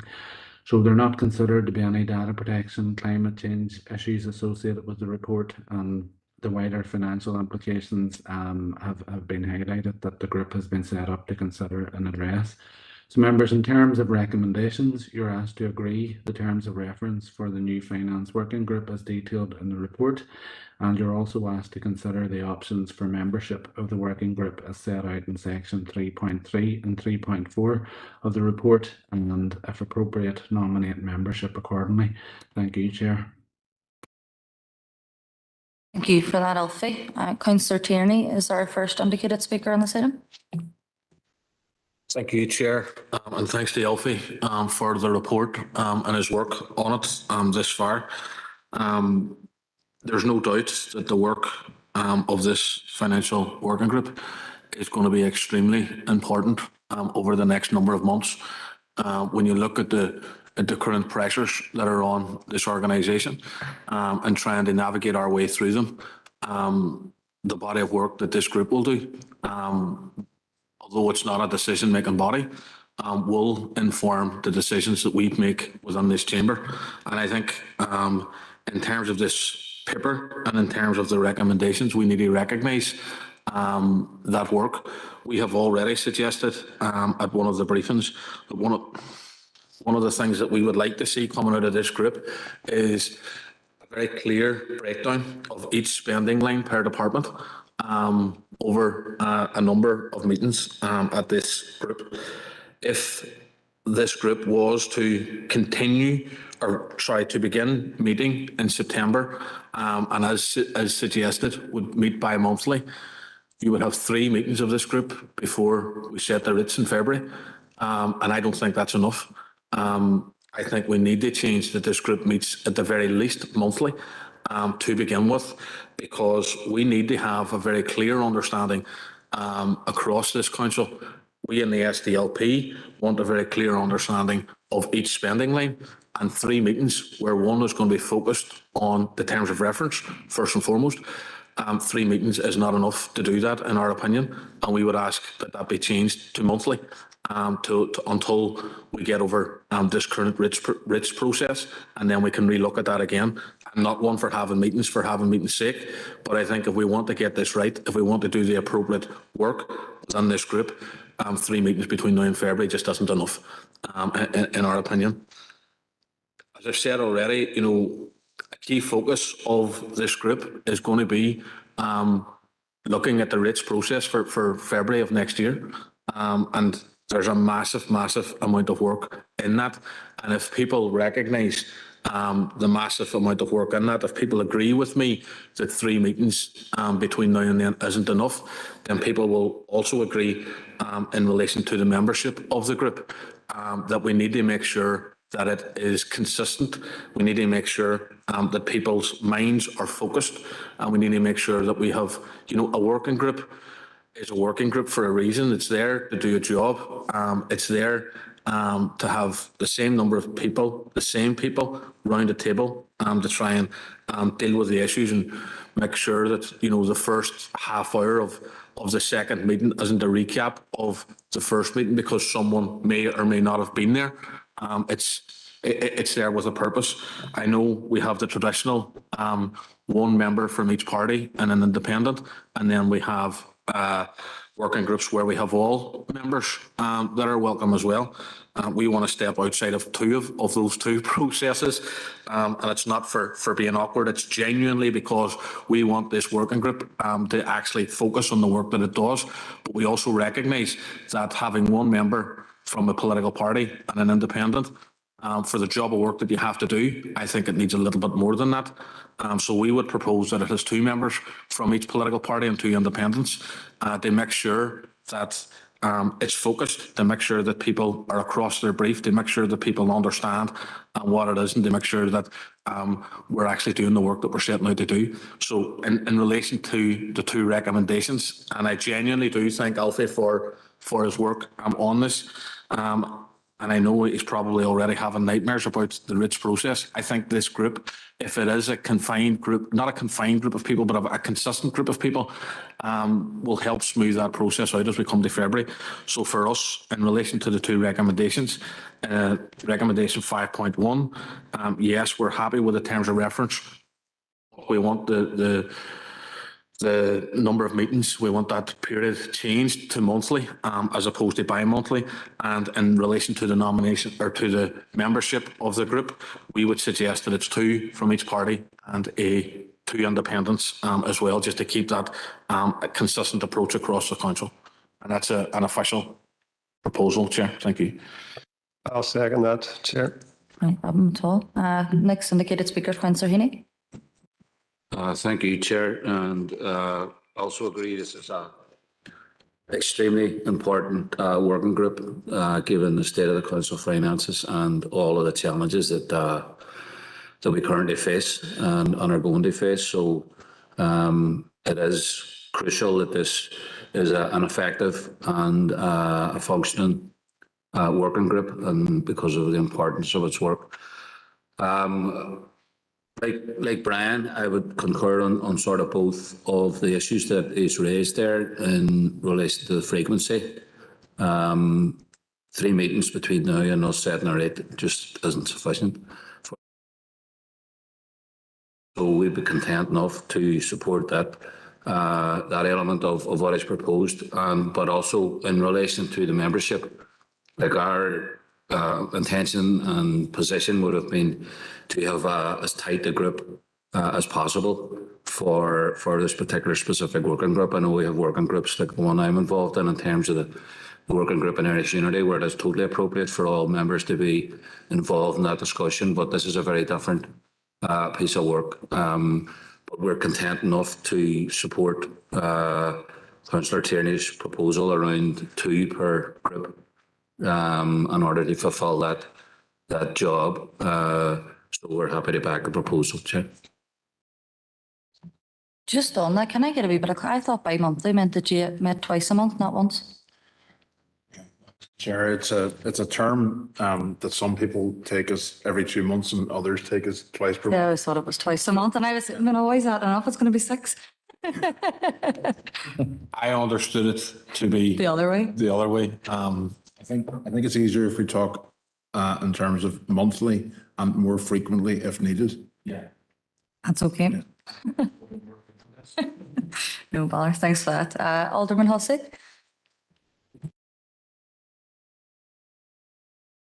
Thank you, Chair. Confusion is cleared up. Totally agree with the remarks as to the frequency of meetings.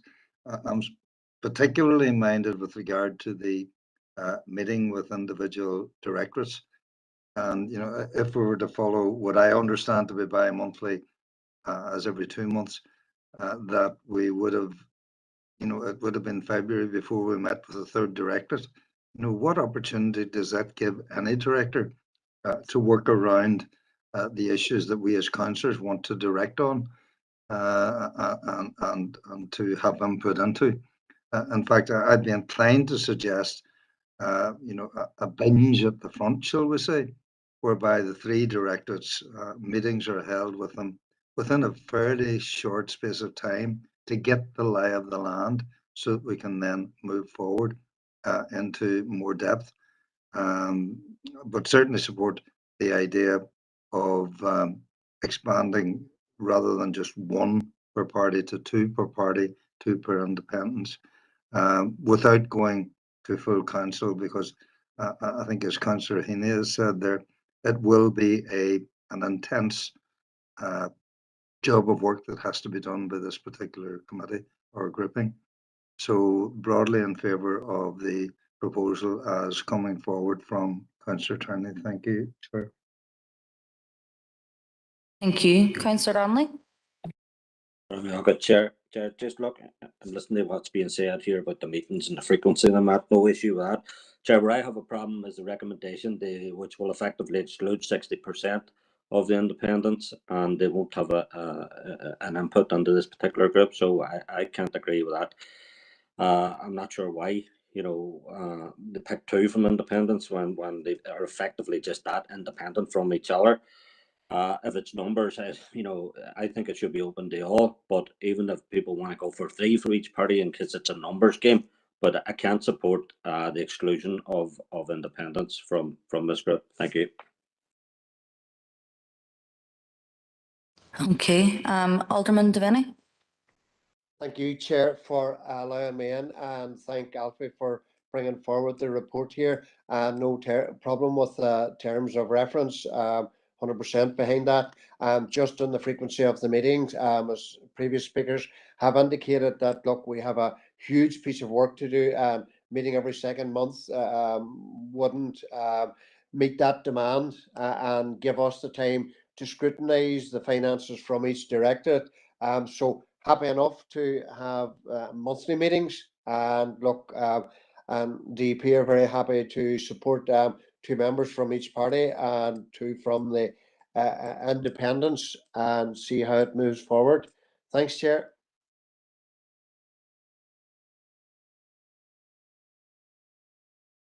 Okay, thanks for that. Alderman Devaney, if I could just get the committee clerk to put the proposal into the chat box. We're going to need to go to a vote on the proposal for it to be two members from each party and two independents to form the membership of the working group. And it'll be held monthly or more necessary, or more often if necessary.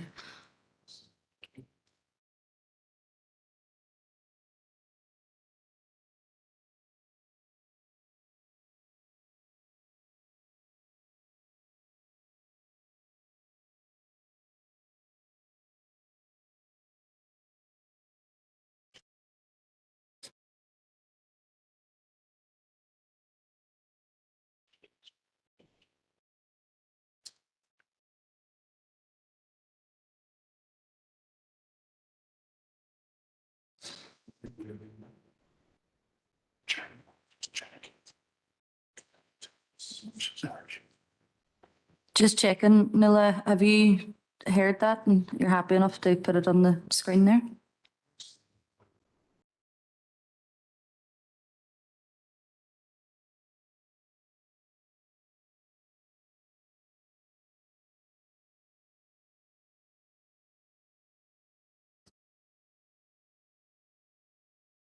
Just bear with us a wee second, just till we get that resolved.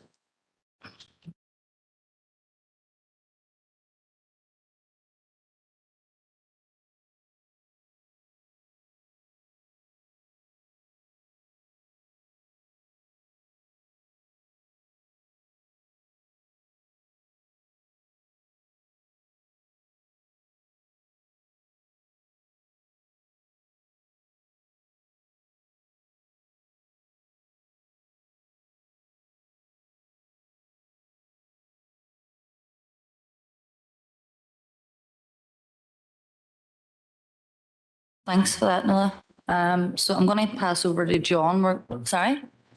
Yeah, but that's in the paper anyway, but you can if you wish.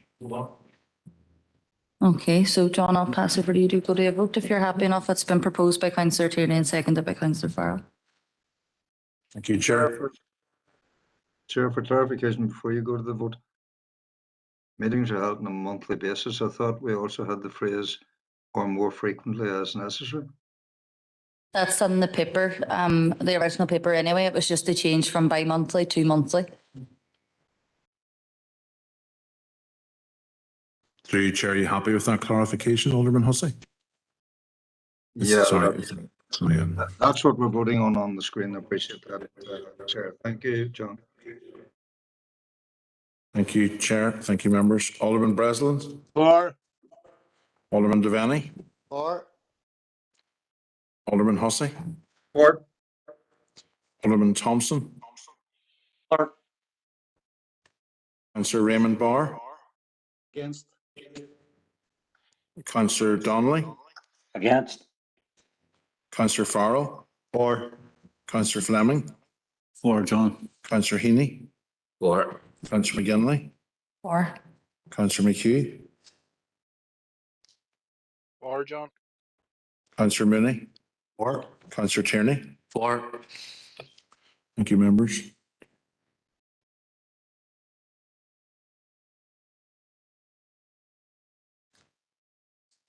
Chair, I've recorded 11 for and 2 against, so the proposal passes. Okay, thank you for that, John. And thank you to Alfie as well for the work and everything went into the report. So moving on, we're happy enough to move on. Moving on, it moves us to item 10 of the pack, which is the pilot hybrid working policy and guidance. And Paula is going to take this item for us, and Paula's joining us online.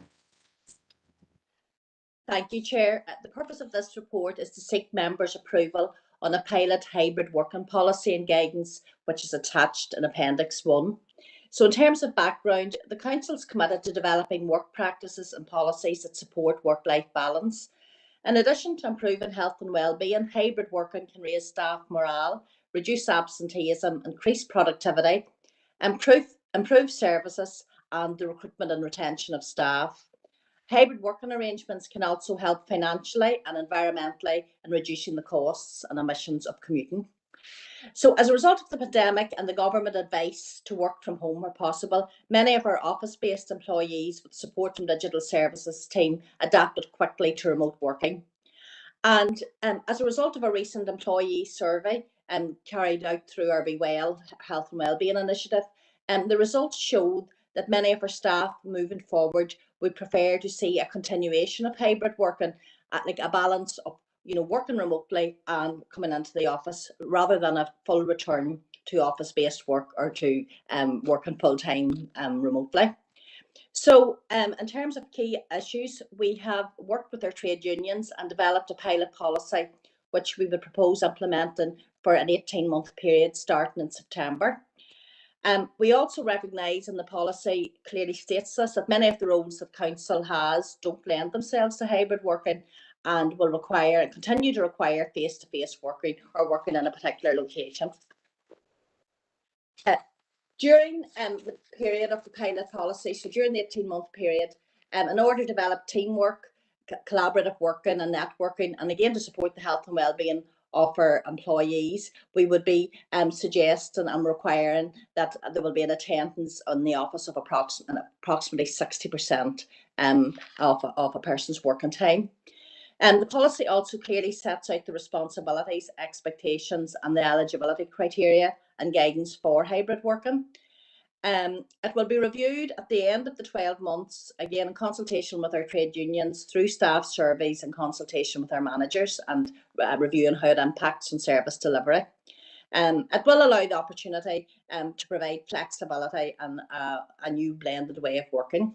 In terms of implications, there are no implications associated with this report at the minute. It has been screened out in terms of equality.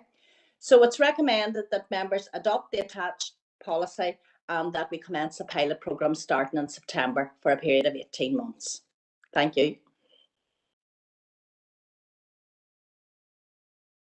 Thank you for that, Paula. And is there anyone that would like to remark on the report or the policy? Councillor Minnie? Thank you, Chair, and just like to thank Paula for that very helpful paper there on this policy. I've read through it myself, and I'm glad to see that council officers and unions have agreed the way forward on this year pilot scheme for 18 months. So I'm happy to propose a recommendation. Thank you, Chair. Thank you. Alderman Devaney? Thank you, Chair, for allowing me in. And look, welcome the report coming forward here. And look, I think Paula has demonstrated clearly why hybrid working or hybrid meetings are working. And I'm happy to second the proposal. The only issue I have, Chair, is look, when we have officers who may be working from home or working on hybrid, the difficulty we have sometimes is maybe if we need to contact some of the officers, it's in round how we sort that problem out. And look, when we phone through to reception, sometimes we go through to voicemails, and those voicemails come back as the voicemail is full. It's just to clear up that type of problem that is ongoing, Chair. But happy to support the 18 months for the hybrid working group. Thanks, Chair. Thank you. Councillor Heaney? Thank you, Chair. Obviously, yes, this is, we're obviously supportive of the recommendation, and just to state that, and it's obviously the way of the future. Hybrid working is something that's going to be with us for a period now, and sort of brings in questions in the future if it's a permanent arrangement around facilities and buildings, and does that start to change the shape of our council? But that's all for further days. So I do have a question. Just what is the rationale or thinking behind the time frame of 18 months for the pilot? I've no issue with it as such. Just wondering what the way that time period was settled on. Thank you. Thank you. Alderman Hussey?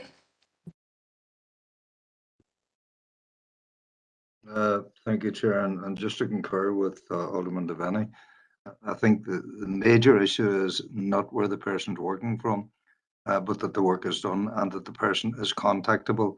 And that applies both ways, that they are in contact with their internal council scenario, but also with members. Like Councillor Devaney, I've sometimes had difficulty making contact with an officer when required, but that's something that needs to be worked on. There's also an issue that I've mentioned in the past.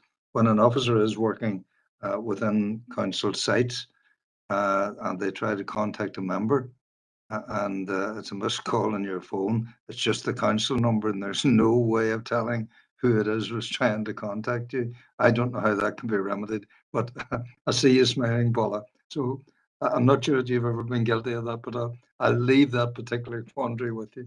Thank you, Chair. Thank you. Paula, I'm happy to hand back to you. I know there was a couple of wee questions on there, so if you want to... Okay.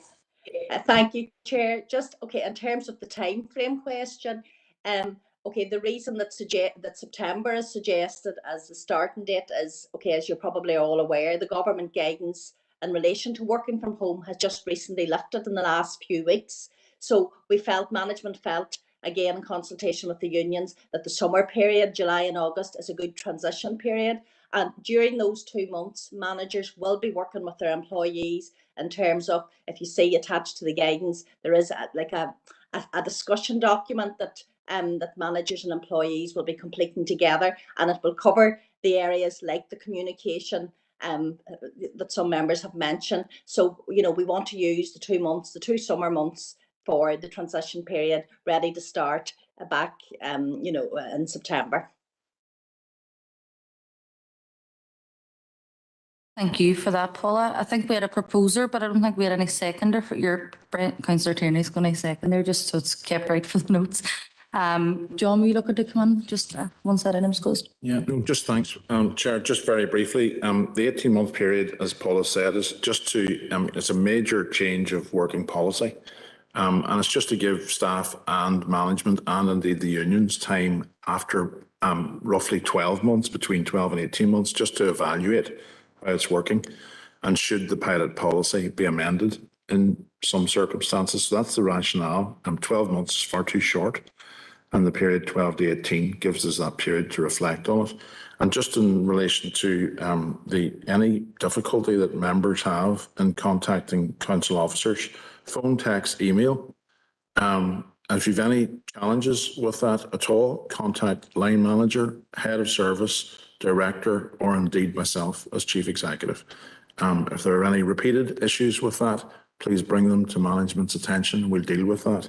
But all staff are acutely aware to come back to elected members as quickly as possible. So if members are have any persistent problems with that, we want to deal with them quickly. So thank you.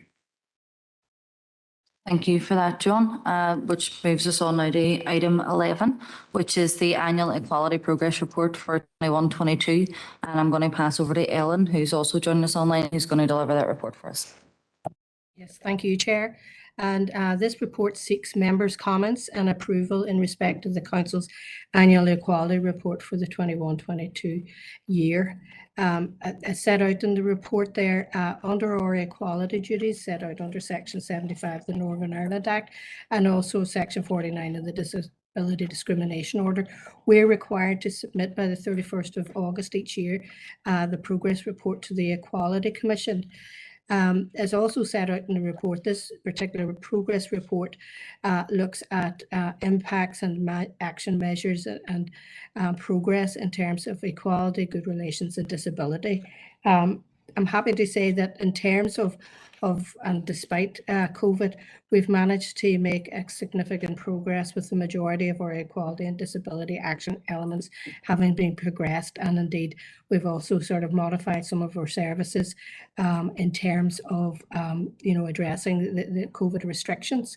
I would also highlight to members that because as this council takes a mainstreamed approach to equality, the report itself highlights a number of initiatives across a range of service areas, and indeed also we've done a number of targeted initiatives again across a range of the Section 75 groups.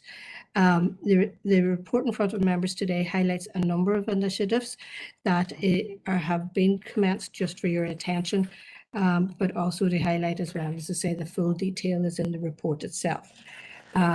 In terms of the implications, again, I would highlight that officers from across the council have been involved in delivery of various equality action plan and disability plan elements, and also that, in fact, as part of that mainstreaming, all job descriptions require the compliance with and actively promoting policies and procedures in all aspects of equality. Subject to members' comments, I would recommend that the annual equality progress report is approved and submitted to the Equality Commission. Thank you, Chair and members.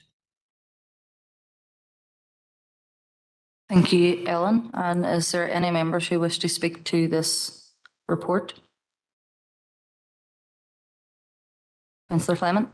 Just thank you, Chair, and just to thank Ellen and the team for the work that has went into this report, and given the circumstances of COVID and obviously the cost of living crisis, which features in a lot of people's lives, for this amount of work to be done over a period of time is to be commended, and would certainly propose the report. Thank you. Thank you. Councillor Tierney. I'm happy to second the recommendation, and thanks to Ellen and her team for the report today. Obviously, very important piece of work. So we appreciate the work that was put on it. Look forward to see the roll out of it. Thank you. Thanks for that, Councillor Tierney. At this stage, I don't have any other indicated speakers, and the report has been proposed and seconded, so we can move forward. Fair enough. The next number items, number 12 and number 17, are open for information. If members could indicate in the chat box if they want to speak to any of those. Councillor Heaney. Thanks, Chair. I wanted to speak on item 14 and just express a wee bit of surprise and concern that it's an open for information rather than open item for business. It's quite a significant issue with very little detail that would cause some concern. Just like obviously the circumstances that we're currently in. We stand the cost of living crisis as well. We're in an industrial dispute with our unions. I'm not sure what consultation there's been with unions in relation to this piece of work. This could be perceived by some as senior council workers resolving issues and spending substantial money on pieces of work when we're in the middle of a pay dispute and lower paid workers. We still haven't found a resolution to that. So I would propose that a paper with more detail be brought back to this committee so we could drill down into the elements of this and what exactly being proposed given the circumstances that we're currently in. So I'll make that formal proposal, Chair. Councillor Tierney. Thank you, Chair. Happy to support and second the recommendation if needs be. Was slightly shocked myself to see this report. I put it in the pack, and even more shocked to see the recommendation that we just note the updated position on resources. Whilst I appreciate that Councillor Heaney is looking for a report to be brought back, I would have thought that this would have been the work of the Financial Working Group, which we've just gone through, because that is all tied, and everything within this report is tied to the outworkings of what I see the role of the Financial Working Group. Happy for the report to come back, absolutely. But I think in terms of that drilling down process that Councillor Heaney has spoken to, I don't think you're going to get that from a committee meeting like this. I think that needs to be taken away. And I think I genuinely did think that was the work of the Financial Working Group. But happy to see what the report says. Happy to second it. But slightly concerned about the recommendation within this report that we just noted. And that's it. Whenever it is talking about the implications and the current pressures facing council, we all know how difficult they are. We're all working through them over this last while, and just to see it lumped on there for information without having a discussion on it is concerning. But we'll see what the report says, and we look forward to continuing the work as I see it within the Financial Working Group. Thank you. Thank you for that. Alderman Devaney, are you looking to speak on the same item? Yes, Chair. Go ahead. Thank you, Chair. Like the previous speakers, it is concerning to see the huge financial implication here of this report coming through just for noting. Look, I have no problem in supporting that a paper be brought back to drill in more detail. But I do agree with Councillor Tierney. A lot of this will be probably teased out and discussed out in more depth at the Financial Working Group, but happy to see the paper coming back to get another read at it. Thanks, Chair. That's great, thank you. Councillor Farrell? I had a question before Councillor Heaney raised concern. I was just going to ask two simple questions, which can be addressed, whenever the paper is brought forward to a future committee. And one was about, it mentions that the additional spend has been found within approved budgets and the additional 3 million. But it doesn't tell us much money we've actually spent, and it doesn't say if there's a recurrent rates application. So if that can be part of any paper that comes forward, that'd be great. Thank you. Okay, pass over to John. He's going to respond. Sure. Look, we're happy. We're very content to bring forward the detail of all that into whichever group, Financial Working Group, if that's the most appropriate one. This stems from Governance Report last June in respect of resourcing. Several Capital Working Group stroke City Deal Working Group meetings where the resourcing issue was discussed with members on at least 3 occasions. The pressures in procurement, in audit, in City Deal, airport, health and safety, and capital projects a recruitment exercise that was undertaken to bring in additional staff in those areas, a budget that was allocated to deal with that, where we could provide opportunities within existing staffing levels to provide advancement opportunities, and also where we could to avoid bringing in additional staff to cope with pressures, particularly in around City Deal, where we have assigned additional responsibilities to senior managers to deal with those pressures.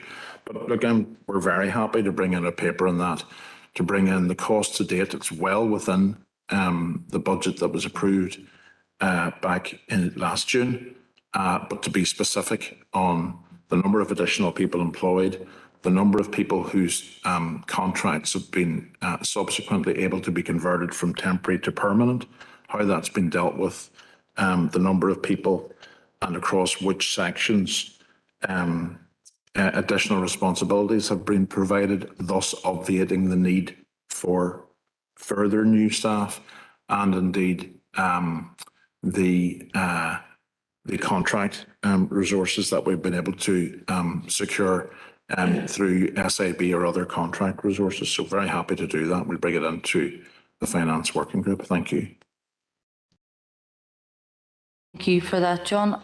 Alderman Hussey, is it just a spelling mistake you want fixed in item 17 where Alderman Breslin's name spelled wrong? Because we can get that noted and corrected. That's it. I just noticed that there, the name is spelled incorrectly. No bother, we'll get that changed. Councillor Tierney, are we looking to come on item 16? Yes, Chair, thank you. And thanks to the officers for bringing this report on after I had raised it at the special council meeting.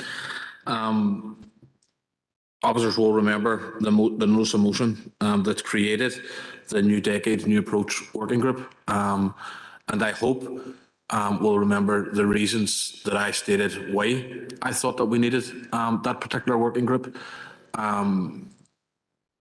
We had a very good focus in the run-up to and the lobbying process around the City Deal, and I wanted something similar in relation to the commitments that directly impact this council area that are written under the New Decade, New Approach agreement.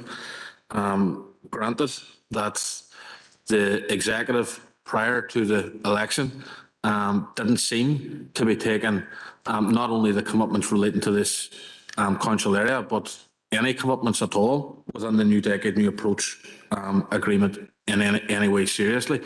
I think within this council, we need to be taking them serious, and we need to make sure that we're doing all we can to make sure that they're that the commitments are delivered upon.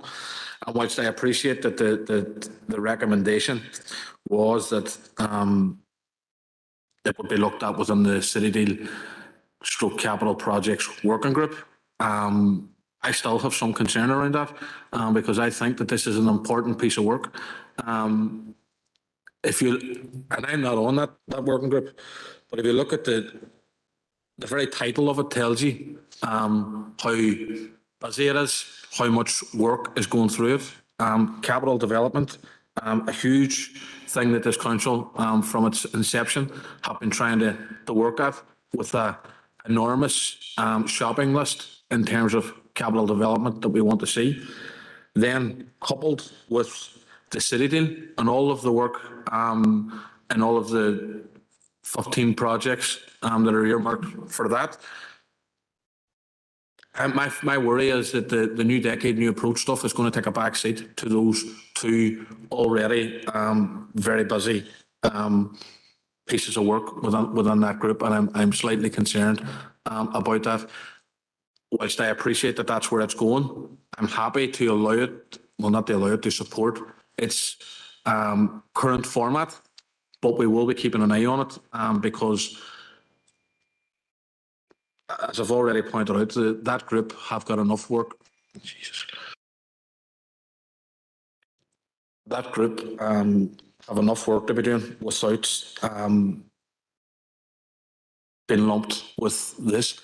And I think that we need to recognise the importance of our role within trying to make sure that the commitments within New Decade, New Approach are actually delivered upon. And if we're going to take them serious, we need to be keen on this. If 3 or 4 years ago we were deciding to put the City Deal working group, latch it on to another working group that was already really busy, that wouldn't have flew within this council chamber. I don't even think it would have been suggested, because we all understood then how important it was that we secure the City Deal. We need to get that same focus around the commitments for a new decade, new approach. And my fear is lumping it in at the tail end of an already extremely busy working group is not us showing our commitment and our desire to lobby strongly to have those commitments achieved. So I'm just giving it a friendly caution at the minute. We're satisfied to continue the way it's going, but we will be keeping it under review. And if we feel that it's not getting the focus that it deserves, we will be suggesting that it comes out and becomes its own standalone working group again. And I'm not doing this to be awkward. I'm not doing this because it was my notice of motion. I'm doing it because I genuinely think that we need to have that focus and in tandem. The whole thing for me was in tandem. Yes, we've got a group of people focused on the City Deal, focused on the capital development shopping list that this council wish to deliver. We need a similar focused group of people focused on the commitments of new decade, new approach, and that's the reason why I'm suggesting why I suggested that we set up that working group. But as I say, we'll keep a watching brief on it in the meantime. Thank you, Chair. Thank you, Councillor Tierney. That's been noted. There's nobody else that's indicated in terms of the open for information items. If I could get a proposer to go on to confidential. Councillor Tierney and a seconder. Councillor Minnie. Thank you. So I'll just wait until we get on to confidential.